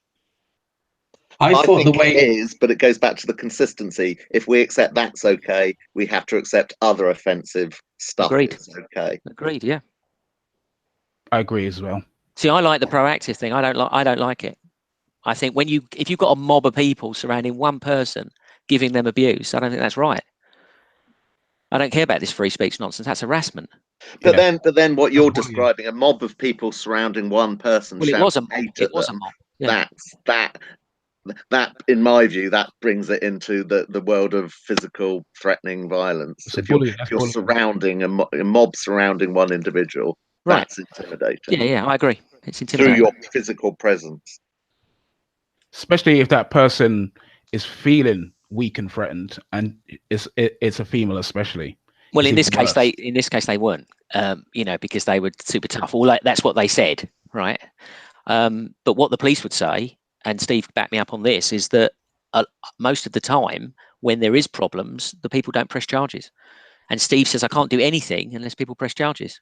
So that's incumbent upon all of us that if we see something, we should do something about it. Yeah. This is what Steve's saying. I can't act unless someone's there to press charge.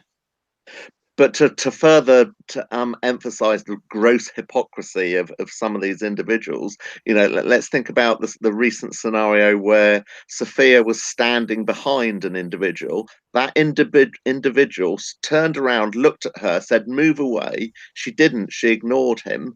He then ran off to the police and said, I feel threatened by her. Can you get rid of her? What absolute utter nonsense. And that individual, he came up and had a go at me. I didn't even realize it was him on Sunday, because apparently I'd made some comment on a video about it with Raj. And I said to it, he said, well, she was staring at me. She was staring at me. If I stared at your wife, would I be dealt with? And I said, well, how long did she stare at you? And he wouldn't even answer that question. So, that's the level of rank hypocrisy that they apply to these situations. That they think if a transgendered individual just glances at them, that's intimidating to them, and that they can instigate that person being thrown out the park. And how did the police react, Steve? Well, the police did go and have a conversation with Sophia. And I'm amazed they even did that, but they didn't ask her to leave, and she just carried on in the park. But they did go and have a word with her, which I think is quite ridiculous. Which is ridiculous. It is ridiculous. If if you don't like the way someone's staring at you, then don't stare at them. Look somewhere else or walk somewhere else. But he said that he felt threatened by her. That's what he said. Yes. Well, he's just playing the game, isn't he? He's playing the game to get a reaction. That's what he's doing. What exactly did he think she was going to do? Did he think she was going to jump on his bones in the middle of Speaker's Corner? No, he didn't think anything, Moses. He was just playing the police and see if he could get something done about it. That was all he was trying to get her into trouble. He wasn't no way exactly. threatened or anything like her whatsoever. Yeah. He was just causing trouble. Yeah, exactly. Because I guess if you're transgender standing in the middle of whatever square in Iran or Saudi Arabia, you're probably not going to last very long, are you? So that's the whole point. They're trying to imply the rules of their backward homes here in Speaker's Corner. It's sad, and it's sad that the police, instead of saying to the person, exactly what are you threatened by, exactly what is the problem, instead of that, they said to Sophia that isn't it about time you went home? I mean, you're looking at I'd say less than a dozen troublemakers. What, doesn't in take- totality? Yeah. It doesn't take many. What, for that one situation, or forever? You mean? Yeah, there's a dozen or so, and less than a dozen, I would say, people that are problematic at the corner. And if they were dealt with, joking, James. no, I'm not joking. I would say that's it.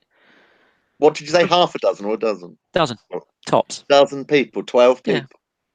A lot of there are people that will gather round, but they won't do anything. When Jedi was harassing Raj, for example, there's a few people there baiting, and the trouble on Sunday, there was 4 people. Everyone was just standing there looking. Yeah, they were being a little bit kind of threatening in the sense that there's a gang of people, all of a certain type. But it's just a few people that are trouble. That's all. And they're not always trouble. They're just trouble sometimes. And if the police were more proactive, maybe we could do something about it. But I'd say in totality, it's significantly more than 12. Well, I mean, for example, there's a group of we around can easily 12 again. We can quantify it, right? We can go back over the videos. Trivial to do.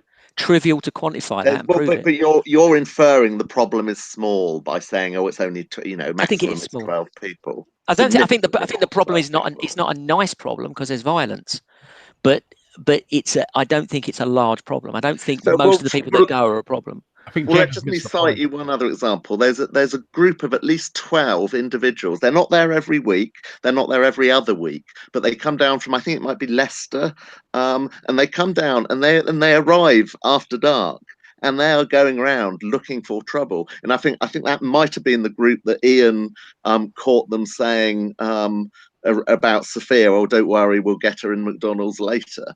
But, there are some very unpleasant individuals who do come to Speaker's Corner. We are not looking at only 12 people in total. Well, how many do you think it is? Problems. How many do you think it is? No, but here's the thing. If you let's say there's 12 people who are causing the trouble. If you let them get away with it, other people see that they're getting away with that kind of behavior. Exactly and it my point, encourages more people, yeah. Exactly my point. If the police were proactive and we dealt with these 12 before it gets to violence or even threats of violence, but the police are not proactive. No, they're not proactive. Exactly. And they're not going to be. So they're not. Holding our breath is no point. Whereas if we all come together and form a neutral understanding, then that is good as the police, because we're going to be working together and in unison. But Manny, you don't think we need?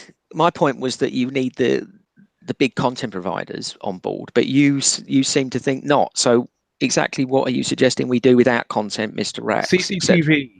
Yeah, CCTV. I'm with that, Moses. But the police have said no. But Steve seems to think they've got it there. I mean, but you've got to remember that who are the main prominent speakers? Why do they say no? So if the costly, isn't it? They've got to monitor it. They've got to maintain it. It's costly, and they don't want the lights because I don't think they want to encourage us there at night.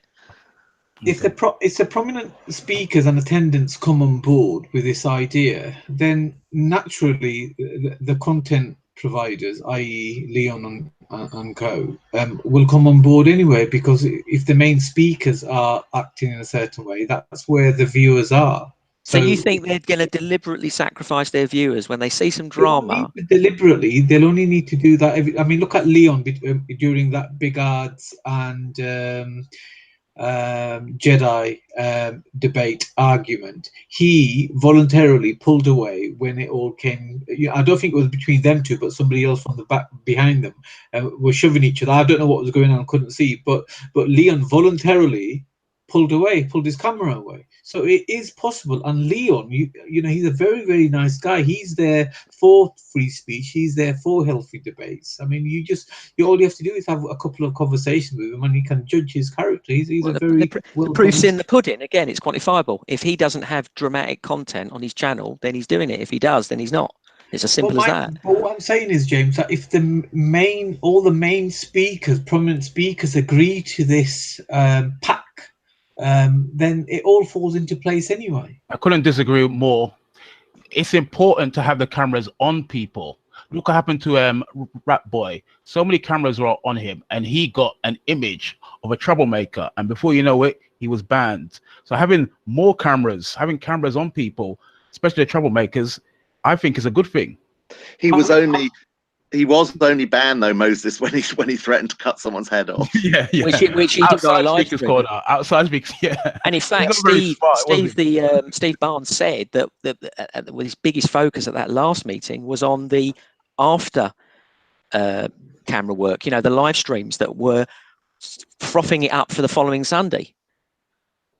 Can I just also add there's capturing something on camera, but it's whether you put it up or not that makes the difference. That is a good point. Yeah.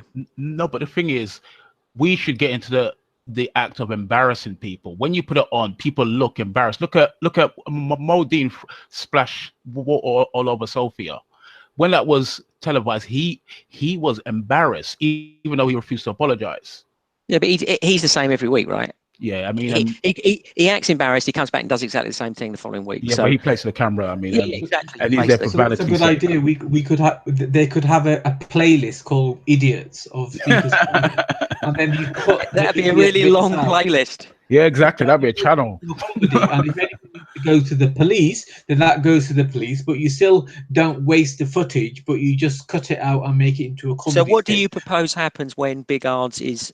And Big Ards and Jedi are threatening each other. What do you propose is going to happen there exactly? Put the cameras on them. Well, they were on them. There were several cameras on them. If the camera's on them and something happens, then you can send it to the police, or you can tell them that this could easily be sent to the police. You don't have to say it will be. You can say it could be, and that would put people off because people know that someone could send it to the police. It was evidence that someone started a fight in Speaker's Corner. Okay, it's still the drama, right? Isn't that the drama that you're trying to get rid of? But I still think if you put cameras on people, people are less likely to fight, not more likely. Okay, so you're okay with the drama as long as they don't fight. That's what you're saying. Yeah, I'm saying that if that's the case, if Moses is right, then the drama bit is not uploaded onto YouTube and what have you, and is used for either to give to the police as evidence or to make that bit section is cut out of the film and uploaded to show the idiocracy of that person. You got me slightly wrong there, Manny. I'm saying you don't have to show everything. I mean, once you got the camera on them, then you can decide what you're going to show or not. But just the fact that the cameras are on people are less likely to get into confrontation if the cameras are on them. Doesn't mean that you have to necessarily show. You only show it if something bad happens. But we're not in charge of the cameras, Moses. Somebody else is, and they get more hits on the drama than they do on the debates. And also remember these not pack leaders, these prominent speakers will have to voluntarily agree that when they are triggered, then they would come to a amicable understanding at the end of it, or they will stop themselves, and we all of us who go there on a regular basis will help them come to realization should they become triggered.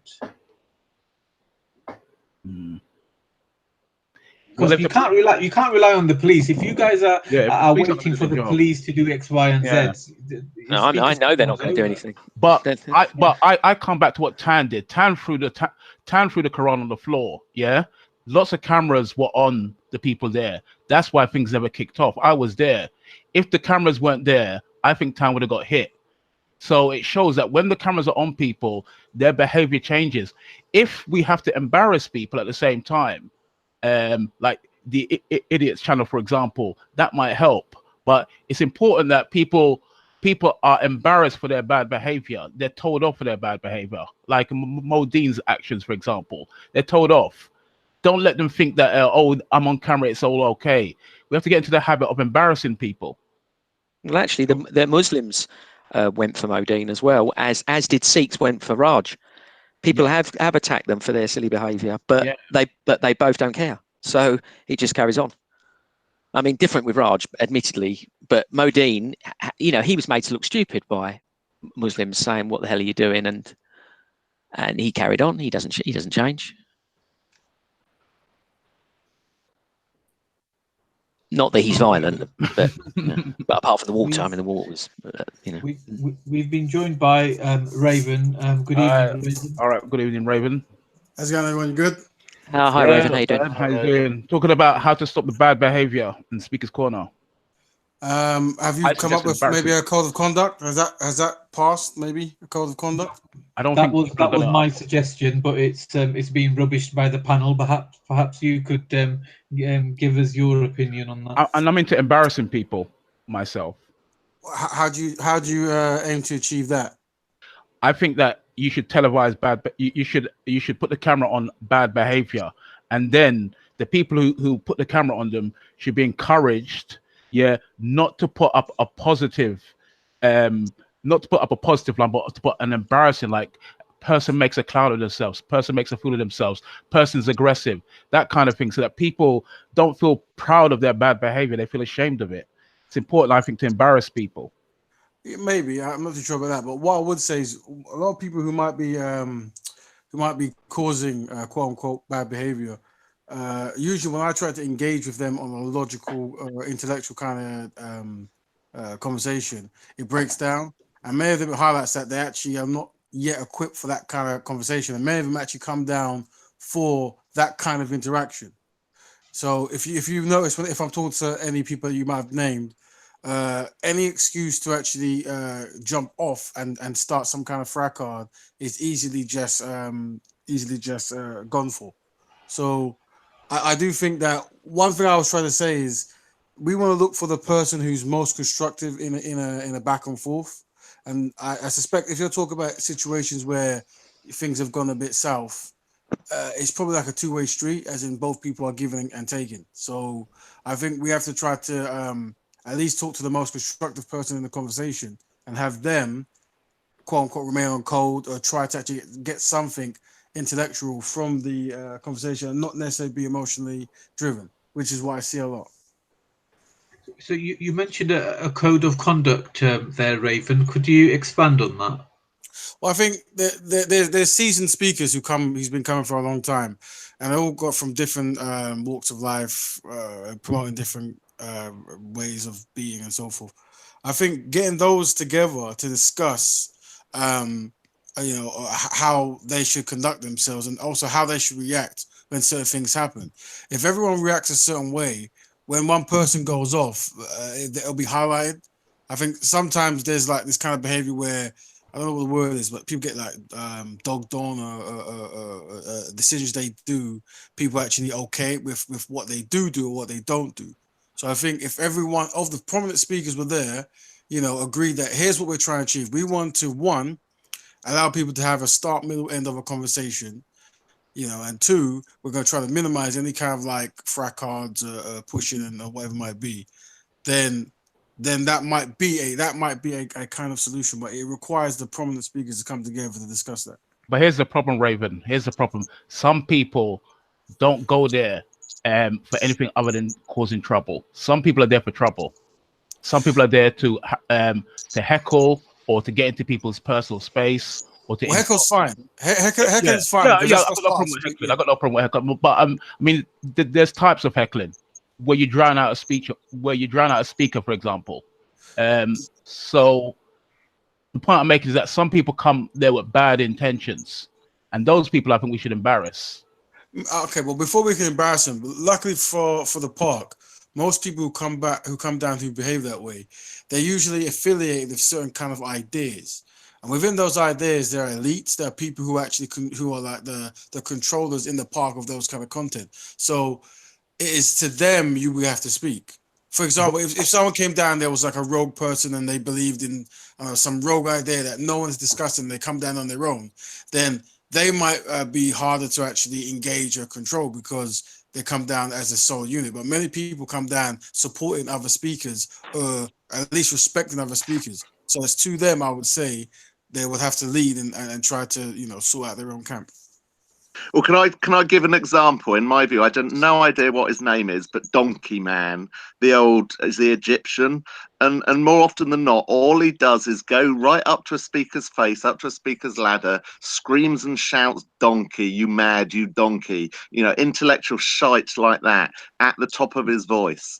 And I don't personally, I've never seen anyone deal with him. No fellow Muslim ever deals with him. They laugh at him, they video him, they all have their phones out recording him, and he is the most disruptive character. Or one of the most disruptive characters at Speaker's Corner, but everyone seems to love him and film him rather than dealing with him. I think he's seen as a drunk. I think he's seen as a drunk loser. I think people don't take him seriously, as you said.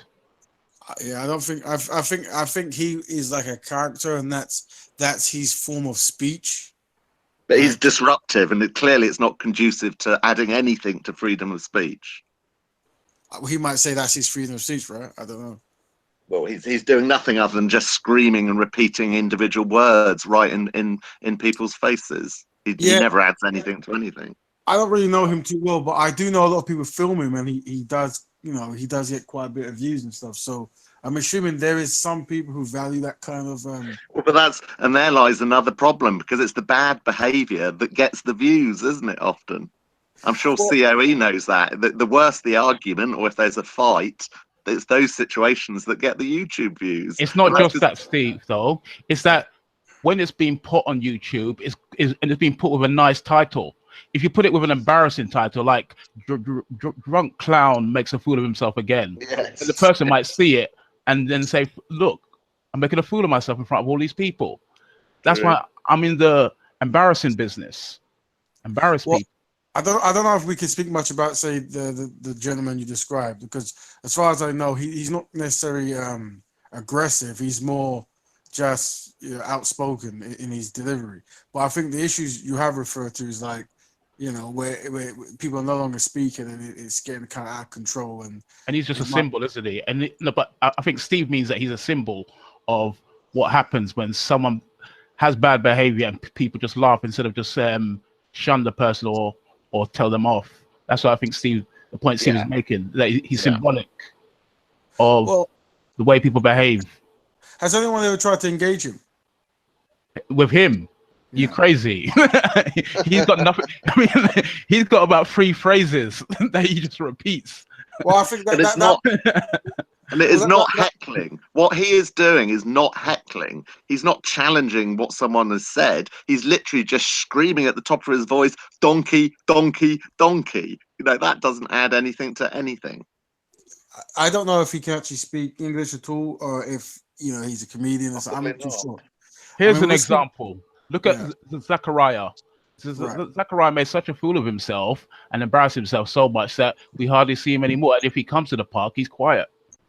Well, like I said, I think one of the issues is we've obviously got our own opinions about how people speak and what they do. But what I would be interested in seeing is actually someone try to engage with these people you're complaining about, but actually go with them on their narrative, innit? So be supportive of what they're about, just so we can get a conversation started and see what they're actually trying to do. Because even if someone identifies like I'm a troll, at least okay, well, you're a troll. We understand that you're part of that world, and that brings you joy.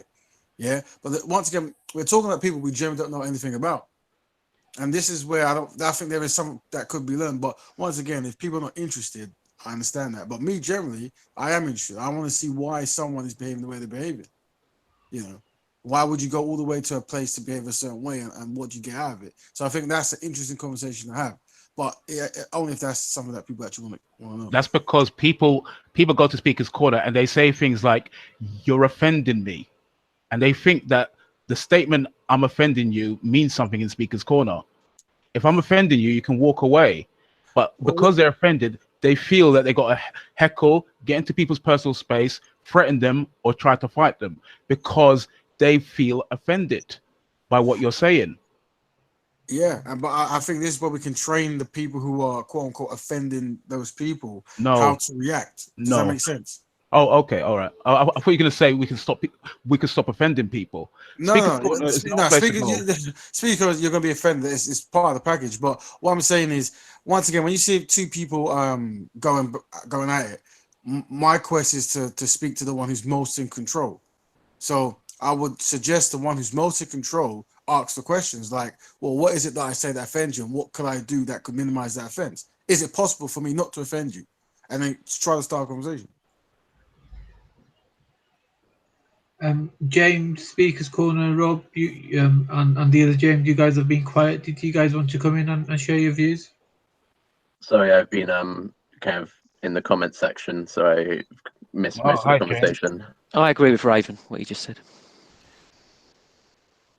So what about this code of conduct, guys? I know I keep banging on about it. I called it a Speaker's Corners Club. Raven referred to as a code of conduct. Is that something that we should explore? Is that something that we could draft and present to the prominent speakers? Implement, Manny. It's a good idea. It's just hard to implement. There's lots of people who you go to them and you start saying, "This is how you're going to behave." They're going to say, "Look, I'm in Speaker's Corner." That's not what I'm saying, buddy. Okay. I'm just saying it has to be voluntarily agreed. For example, say the only prominent speakers that Speaker's Corner is everybody on this panel. So we would agree that, for example, to take example from Raven, that when we are approached from somebody who called themselves a troll or whatever they call themselves, rather than shout at them or walk away, we're going to turn around and give them the time and attention that they're asking for. If somebody's letting off steam, let's give them attention. Say, well, where are you coming from? Tell us what your grievance is, and then tackle it that way. So that's one rule that we could adhere to. So I'm just saying that all the prominent speakers would have to come into this voluntarily. I'm not saying it's going to be religiously executed. We're all human beings. We can all make mistakes. I think it would definitely be worth trying, and I think at the next quarterly meeting it would be worth putting that on the agenda, and then we can develop it there and then, and hopefully we'll get a good representation from all groups at that next meeting, and then we can all agree on something and say, right, let's try and work with this.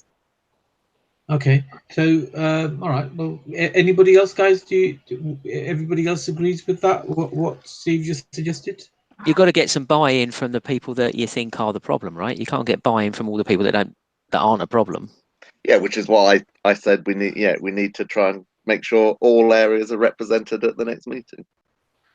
So, so could we not just draft something, and it only has to be about 6 or 7 points. It's going to be that straightforward, and then present it to the various individuals, and then take it that way. Would that not be ideal? Well, look, Raven's here, right? He speaks to gang. He's in gang, so he could whatever you think is might be applicable to gang. He can talk to them about it, and then you need some representative from each group. What do we think is the source of why people are behaving like this? Let's ask the question. I personally think that many people drama sells. That's the source. But also, I think many people in Speaker's Corner feel that you should not offend them. They have to be made to realize that you're going to hear speeches and people are going to offend you. If you don't like it, go somewhere else. Walk to someone else. Because I think a lot of people, when they hear what they consider to be offensive speech, they try to intimidate people. That's what I think. I think a lot of it is people can't deal with it intellectually, so they try to use it. So they try to deal with it physically. There lies the problem. I think they enjoy it. Come on, Omar likes it. He likes the crack. It's got nothing to do with the offence. But also, Omar couldn't debate with anybody. This is like gang culture. I'm not saying gang as in G. No, I'm saying gang. I don't agree with that on Omar. Omar has two very, very different sides. He has a very decent, normal, calm side, and he has an anger management side. And it's that anger management side that comes out far too frequently when he gets triggered. Oh, he can be a decent person, but he's triggered too easily, and he reacts too violently and unpleasantly when he's triggered. No, Steve, he was only calm before his next outburst. That's all. He was only in recovery mode.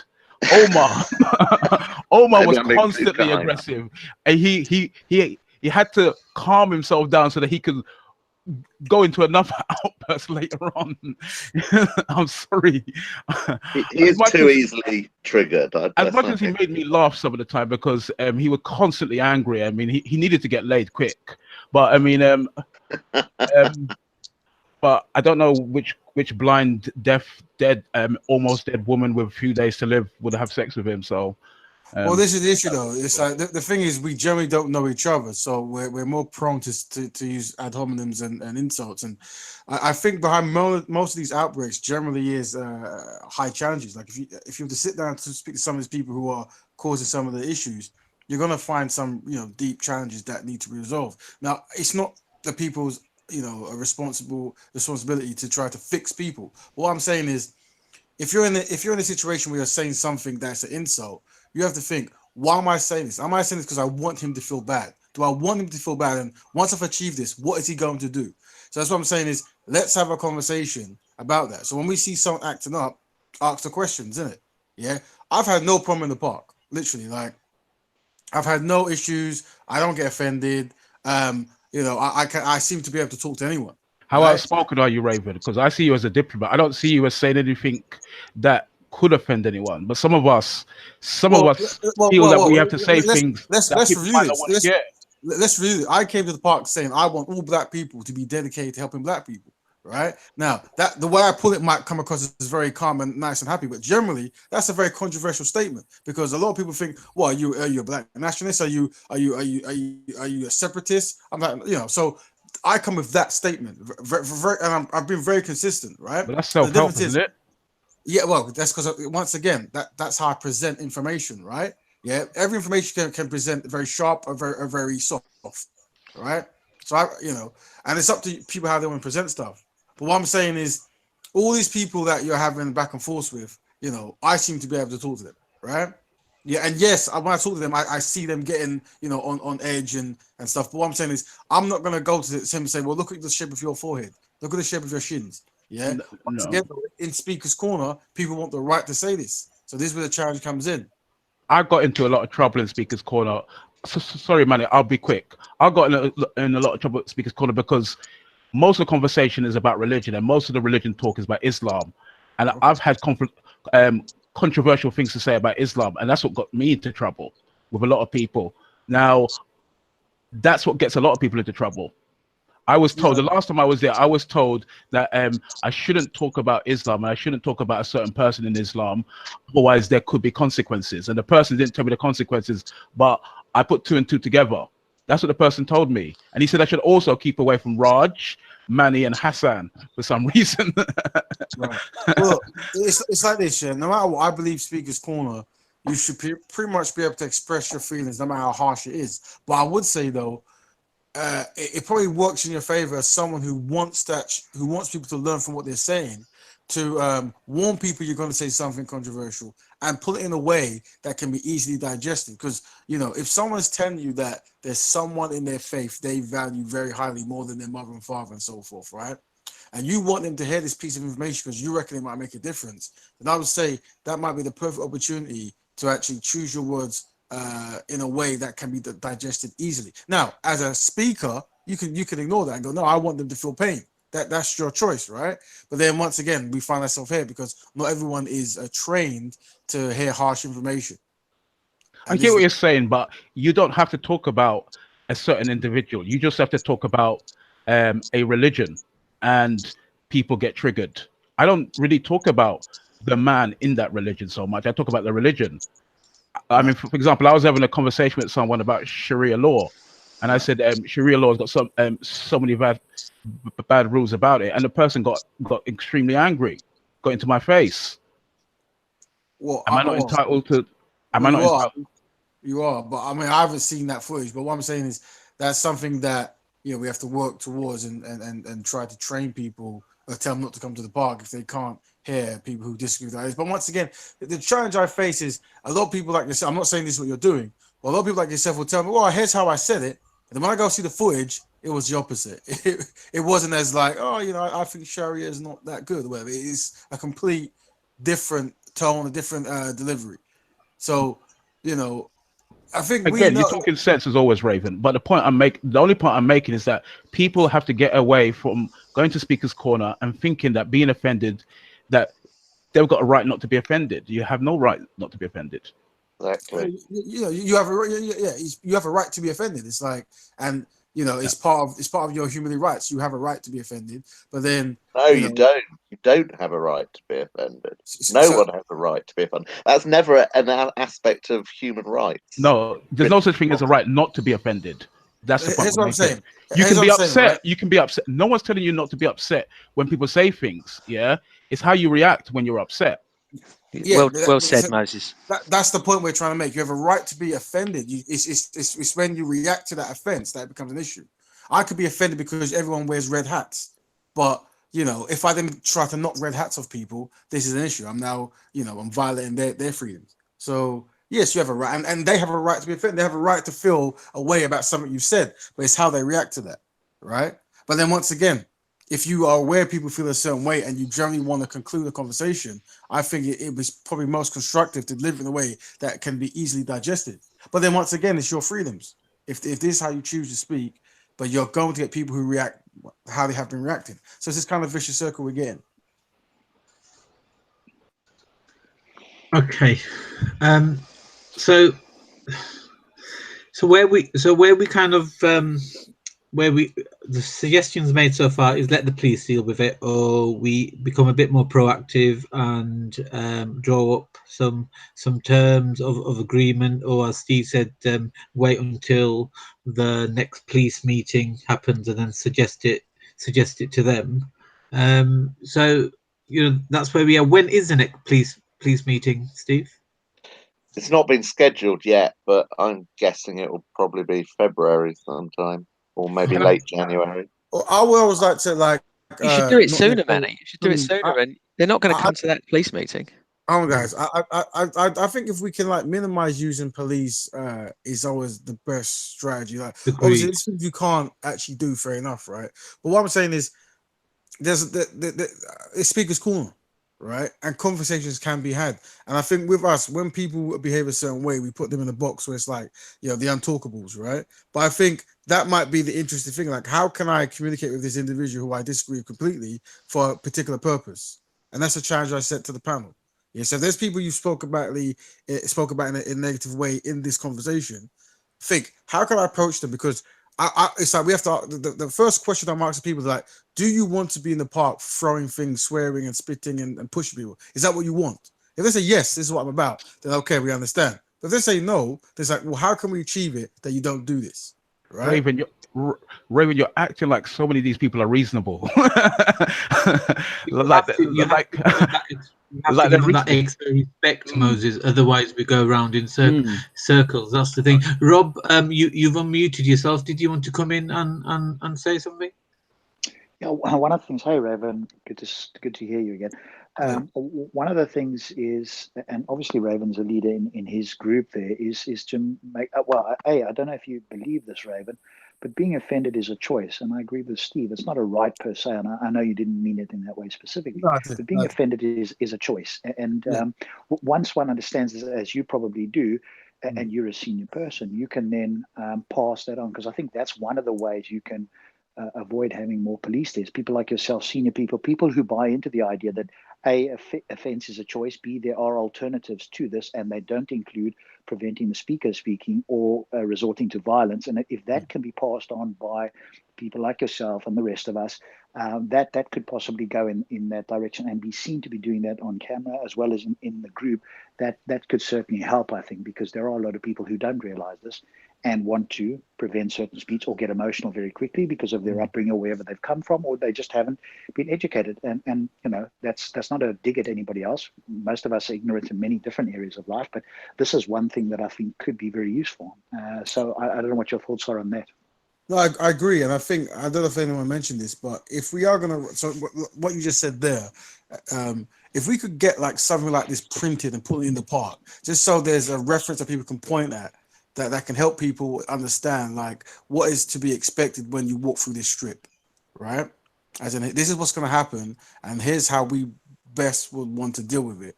You know, that might be something. Maybe you could talk to whoever controls, I don't know who controls printing at the park or whatever. But if you do have these kind of list of things, protocols, or best ways to act or whatever, then maybe that might be helpful. And I wonder, just to Steve and to Steve and James, you guys are at the meetings. Is there a way to plug in remotely, or is it only guys that are literally in the room? They don't want recordings, Rob. Of the meeting. Right. Okay. Yeah. Right. Now, whether you're asking, would you like to come in and attend Like a private hangout remotely? that Yeah, isn't it's recorded. possible, I suppose, but I think they might be worried that you're recording it because obviously you couldn't stop. We couldn't stop you recording it, right? Because you know, anybody could come in and say, "I'm just going to watch," but be recording anyway. So yes, I suppose the only way around that would be a private hangout or a private connection on a Skype or something like that. And yeah, maybe word, somebody you know who was trusted like yourself, maybe someone, you know, maybe Steve would agree to it, but we'd have to ask Steve Barnes, I guess. Yeah, I could understand why he possibly, in principle, would say no, because you know what makes you special, Rob, and not the next guy down the road, for example. Sure. So I could understand why he wouldn't, but that could be useful because then there's a few extra voices, and it also means that you know you can get other views that from people that can't necessarily be there in person that take an interest in this. Personally, I don't know why they aren't you know, recorded, to be honest, because they're very nice, they're very pleasant. There's no nastiness. They are in the public interest, aren't they? Anyway. Yeah, I personally think they should be recorded. But well, I think the fact that someone did it secretly under the table the first time round probably yes, just I hasn't understand. helped any Yep. trust or respect on that front. Yep, agreed. Yeah, and I think that sort of person then is obviously not welcome at that sort of thing because if it was made clear and they came and did that, you know, and they were banned from the corner would be the answer. Sure. Well, that hasn't happened, has it? No, but that's what should happen. They should say if you know if you record it, you're banned. And let's share the information for those in the chat that don't know. And we're talking about Saeed, who recorded the meeting secretly and then What? Used some of it. What happened? He recorded a meeting secretly. Yes. A police meeting. Yes. He did say afterwards, I understand, that he had not heard the warning because he got there late. He arrived late. So Steve Barnes said specifically at the start of the meeting, no recordings. So Saeed was not in the room when that was said. But even so, I mean, it's just common knowledge and common decency that you don't do something like that without telling everyone in the room that you're doing without asking permission, I would have said. But I think that's the point. Saeed's not having a good month, is he? No. Yeah, I think he's that's having the a very point. good month. If you come to the meeting and say, "Hey, can I record this?" I mean, that would be, as you say, the sort of the thing that you would expect people to do around the table. Hey, this is an interesting meeting. It's the public good. Can we record it? Steve Barnes says, no, not the first time because we're still finding our feet. Blah blah blah. But maybe in the future, then you know where you stand. But if you do it, you know, underhandedly under the table, then I think that does point towards, even if you weren't, why would you have to do it under the table? That in and of itself. Steve's best place to ask. Steve Barnes, right, Steve? So sorry, I missed that. What were you saying? I said your best place to ask him if we could have a recording of it.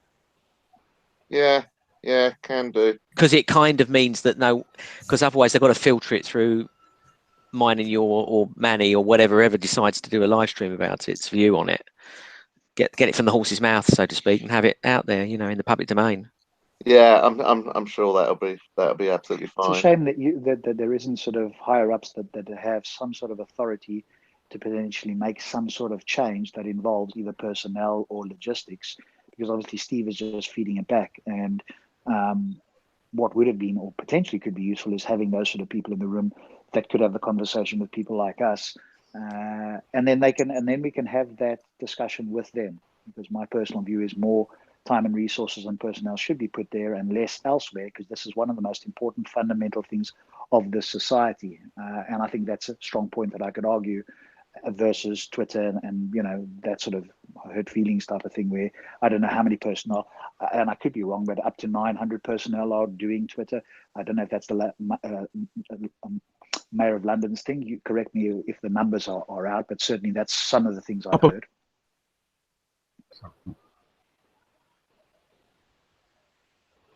We've lost you, Moses.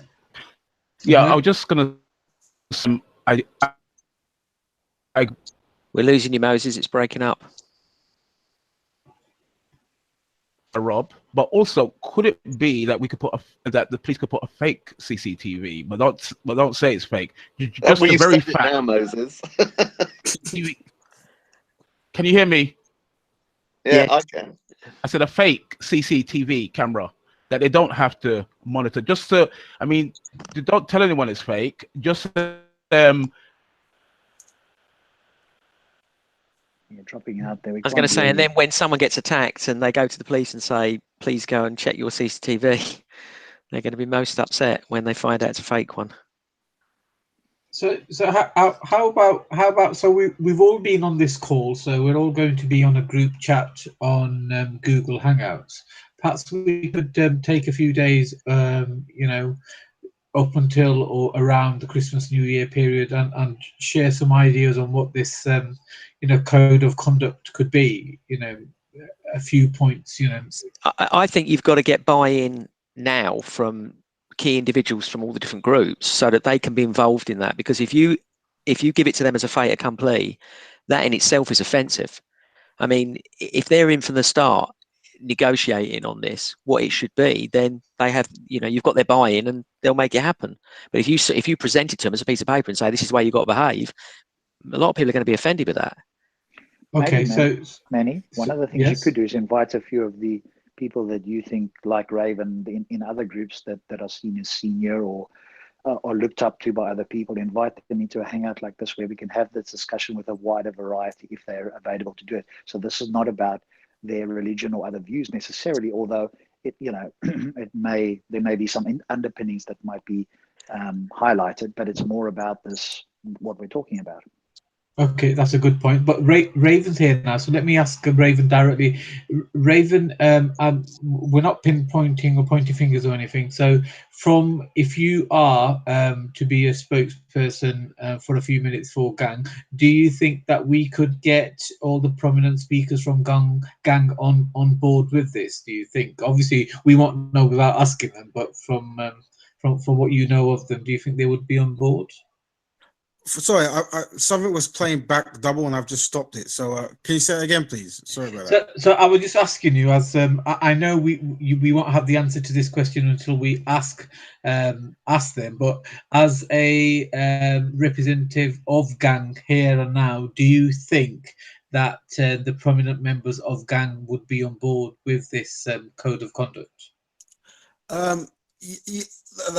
Yeah, as long as it's got like an established purpose, like here's what we're trying to achieve, and if what people are trying to achieve makes sense, like, you know, we want for you to be able to have a, you know, a conversation where you get to the end without any kind of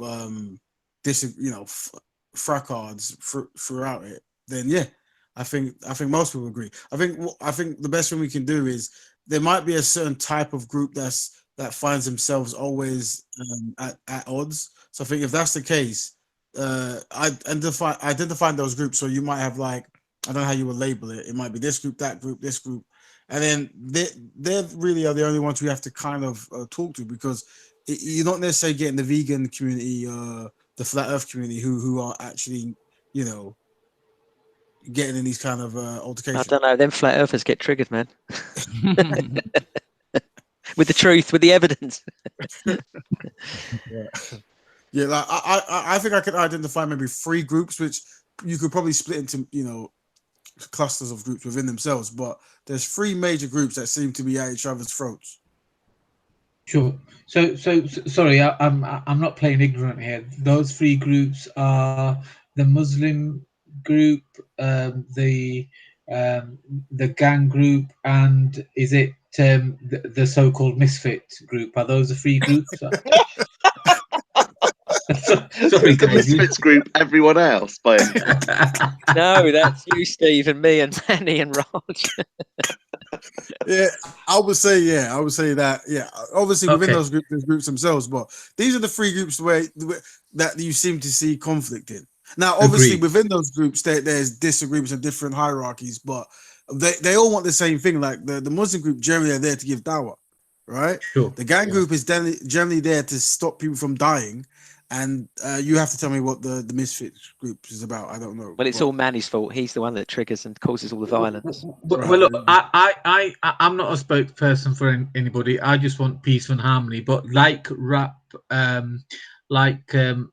Raven has said, that he can only he's fairly confident that if we can all come together in regards to you know, Gang should be on board. I think James, Steve, and everybody knows it. You know, we agree that our side would be cooperative in that level. So we can only, I suppose, approach Shamsi, is it? Did I get that name right? Shamsi, and I don't know who the other prominent Muslim chap could be that we could approach. So if we could get a couple of yeses from the Muslim side, and then I suppose that we could spend a few minutes here and there creating some kind of rules to pass amongst and take it from there. I can't see how else we are going to do this.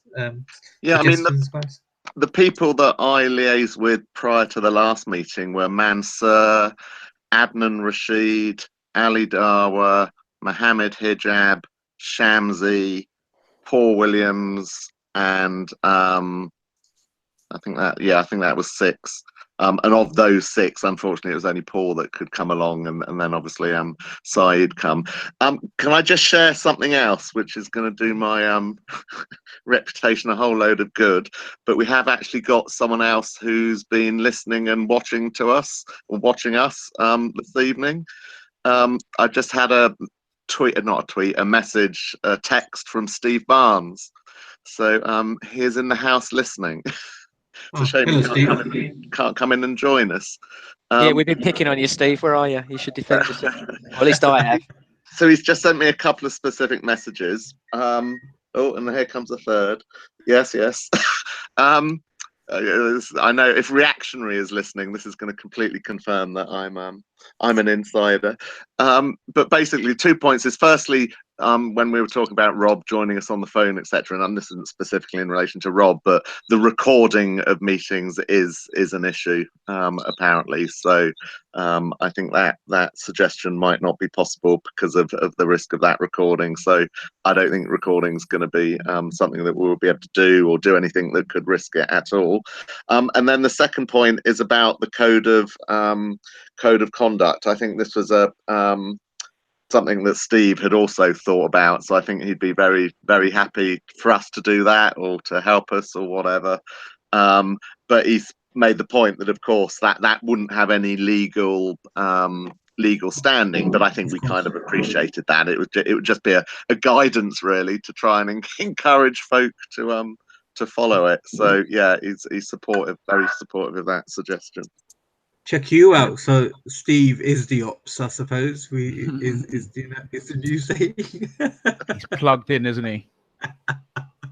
Okay, so I suppose the next step would be to ask Shamsi and perhaps one more prominent Muslim speaker, chaps. Would you agree? And then if they both say yes, and Leon in the chat has already said that Shamsi has already suggested something similar. So assuming that that the 2 Muslim gents say yes, then we can start drafting something. And you should probably involve the Christians as well, because they've got a little group there and they shouldn't be excluded. Of course. I'm sorry, James. Yes, you were right. So I mean, I'm not I don't know everybody as much as well, I suppose some of you guys do. So yeah, any group that I'm missing out then should be suggested. But what I'm trying to say is that we should use today, because we're going to have a group chat because of today's stream. We could share any ideas on that and so on and so forth. And then if we need to bring more people into that group chat, then we can do so as well. I have to say the Christians don't cause any trouble, though. Yeah, no, but we're trying to get broad agreement, right? Okay. And the more people that agree to it, the better it seems. You were being sarcastic, weren't you, Moses? Me? I haven't managed to get a Moses pause out of you tonight. I'm gonna. No, but the Christians How have about an octagon? complained. How about an octagon? And do you reckon we should put an octagon just nearby Speaker's Corner, just in case anyone? I'm sure Mohammed Hijab will be pleased with that. I was going to say the Christians have complained about some kind of disagreements going back and forth. So yeah, they probably best include them as well, to be honest. I think what's his name? Bob. Sorry, bad. Bob might be a person to approach. He was at the meeting as well. How about the bloody atheists? They're always trouble. Steve. No, don't. He's the bloody troublemaker. Get him in. He's the heckler. I don't have any opinions on anything. Oh yeah. So guys, I've got down Bob and Shamsi to add here. So who else would we want to bring in? Well, I mean, they're not bring in a couple of Muslims. Yeah, because they're not an homogenized group. You need a few others in there. Could you make a name suggestion? Mohammed Hijab has a lot of influence, I think. Or Mansur.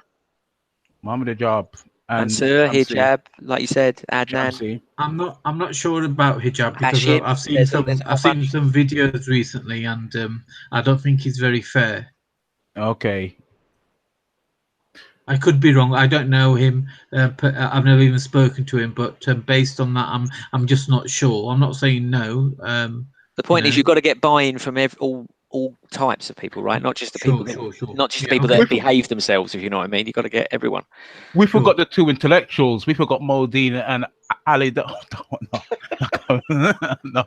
sorry. Okay, Sorry. let's just keep it Sorry. serious. So we've got something to work from going forward, Yeah, let's Moses. get Just serious, yeah. hold it in there for 2 more minutes, and then we'll let you loose. So Bob, Shamsi, who else did we? Are we all agreeing with Mohammed Hijab? Are we? I think you should approach anyone who wants to join. Yeah, I mean, it doesn't comes down have to be a limit, availability, does there? then Get they can anyone who make it. can come in, the better, right? The more people buy in we get, the better. But I think, in fairness, like Raven really should have others from gang. You know, like Maku, Raspek, Jedi, key people. You know. Yeah. And James has just made the point that Raven. James has made the point that it's not the main Muslim Dawa speakers that are causing the problem. We're not saying Correct. that. Correct. They're being involved to then influence those that might cause problems. Yeah. No, but Maku and Raspek and Jedi are influential in their group, right? They're very influential characters, and the same way that Shams is influential in his group, or Hijab's influential in his group. So are we saying that we're going to seek to have a group hangout, one of these chats, and in that try and develop the content of a code of conduct? Yeah, I mean, first and foremost, let's add these people into the Google Hangout chat, which would have been created from this stream. So if Raven could add Raspek and Jedi, and can I suggest a private conversation at first? Yes, because that's then guilty of the cameras problem, where we all start going at it. You guys aren't listening because we've been on this live stream. Yeah, I know that, but I'm saying we should have it verbally, not written. I think it should be a verbal, a verbal conversation, but it could be private. Is my point? Yes, I agree. What's happened to Raj? Because he's at the center of a lot of. But how are we going to organize that? Because this is a big group, and everybody may not be attending the park. Given get the best group we can over. Ask for times when people can come and talk, and I'm sure people will find the time. But so that's what I mean. So if we can add these people into the Google Hangout text chat that comes from this, yes, agreed. Come from this stream, then at least we can decide when most of us are going to be at Speaker's Corner, for example. Yes. So Raven, could you add, if they want to be added, that is Maku, Raspek, and Jedi from Gang? Yeah, I'll give them a direct message and the link. I think you sent me a link, right? That's the same link. Am I right? I think so. I've never added somebody after live stream, but let's see if that works. If not, we'll. But is it worth stressing this link is only for these specific people, not to be shared and passed on? Yeah, I'll let them know. And I'll ask Raj if he has. I'll obviously add Raj, but we'll see if we can get Shamsi and Hijab on and see if Raj has their email addresses and what have you. And then I'm sure he's got Bob's as well. But if anybody else has got any of these email addresses, please feel free to add them to the chat. But you may need to give them a lowdown before you do. It's hard to get Bob. I can reach out. I can reach out to Bob. And have you got his personal number or email? No, but I can reach out to him. Yeah, because you have to see him personal, because then he's incognito. He phones me private all the time. Yeah, he is. He's paranoid. His real name is not Bob, apparently. I'm being sarcastic, sorry.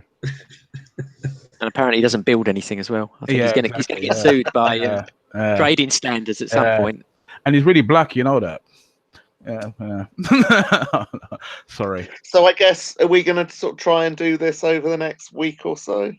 Yeah. So if we try to get all these people added to the group, and then find a time when we're all going to be at Speaker's Corner. I mean, if 80% of us turn up that day, then those that don't attend can be filled in with what was discussed, and then we can move forward with it.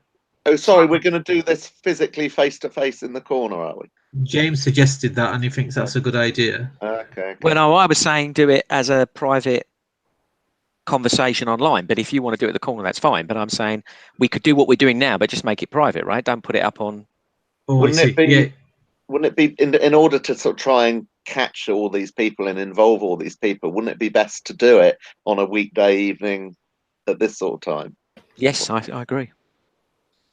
Online. So how Google Hangouts only allows about 10 people, James. So what would we need? Discord. Would you be able to host that? Yeah, I can create a server for it specifically for this. Okay. People, not everyone is. I know it's not hugely impossible to set up, but a lot of people won't have that, so that might turn some You off. can get to it on the web. You're right. I mean, I guess if we kept the numbers down, we could do it on Hangouts. 10 is 10 enough? Yeah. Google Hangouts, you can only have 10 people. Yeah. That will limit it a bit. Yeah. Okay. Look, we can do it in person, or we can do it. I just think, obviously, if we name a date, then we're dependent on the weather, and then what we're just going to sort of huddle in a corner. If someone had access to a room that we could use, would be really useful. Actually, someone's just said about a good private club in Soho. I don't know if they're talking about the same thing, because obviously, I looked into this for other reasons, for other things, but you have to pay to hire a room invariably. Whether anyone's got access to a room that could get 20 people in centrally in London would be an alternative. I'll come back to you. Come back to you in regards to that. I may be able to, but I can't promise anything. I'll come back to you. I just think as much as your solution, James, would be useful, people aren't gonna. Coffee shop. Can't but 20 people taking over a coffee shop might be a bit Might be a bit problematic. I'm up for anything, Steve. If you can get, McDonald's can cover a lot of people. Yeah, I'm cool as long as we organise it privately, because otherwise everyone's going to show up. Yeah, with their cameras as well. No, you're not coming to my house, Mark Conningham. Steve's house is good. Steve sounds good. That's it. It's agreed. Yeah. Despite what might be commonly believed, it's not big enough. Well, since everyone knows Raj's address, we might as well go around there. Yes. We could all go around Tommy Robinson's address now. Oh yeah, that's true. Yeah, Tommy's house. Yeah, that might upset a few people. Dharma with us. Or can we use a mosque? I mean, there are supposed to be 10 mosques within a mile of Speaker's Corner. Can't we use a mosque? That's a really good idea. I have to admit, at first it sounds strange, but that does sound like a good idea. It's quiet. Can I just make a point? You always wanted to take the shahada. Come on. Can I make a point? We're all men folk. Behave. Sorry. And have I missed anything? Wait. And I came late. What are the police going to do this new year? Are they going to do anything? Yeah, so I was going to say on that. So we'll do this thing that we're just talking about, but we will then have the next meeting with the police. And Steve's going to be there this Sunday in the park, so we'll probably talk about some potential dates for that next meeting. And it'd be really good if we sort of come up with a draft that we could then talk about in that meeting as well. Yeah, sure. Somebody suggested Big Arts be added on, guys. Would you mind if I did ask Big Arts to come forward? Because I think he could. I think it'd be great if he comes. Yeah. Okay. Cool. All right, guys. So let's keep in touch via the Google Hangouts chat, and let's start adding these people in. Sorry, Steve. Did you want to put a date in mind, or are we first waiting if I can arrange your room first? We'll have a look at the room thing maybe first, and then Okay. If this goes well, Manny, and you can do Brexit next. Fat chance. Do you hear Theresa May has won the confidence vote tonight? It's a complete joke in itself. It's a complete farce, the whole thing, isn't it? So what? So we'll theoretically look at one evening next week. Yes. Sounds and good. Manny, if we do it online via Google Hangouts, will you coordinate that for us? Yes, of course. Yes. Cool. Yes. Cool. Okay, guys. Sounds like a plan. Thank you for everybody listening. Thank you to the panel for joining, and I think we'll leave it there and call it a good night. All right, cool. Peace. Cool. Thanks, everyone. Thanks, Manny. That was nice and sensible. Okay, see you guys. Bye-bye. Okay, take care.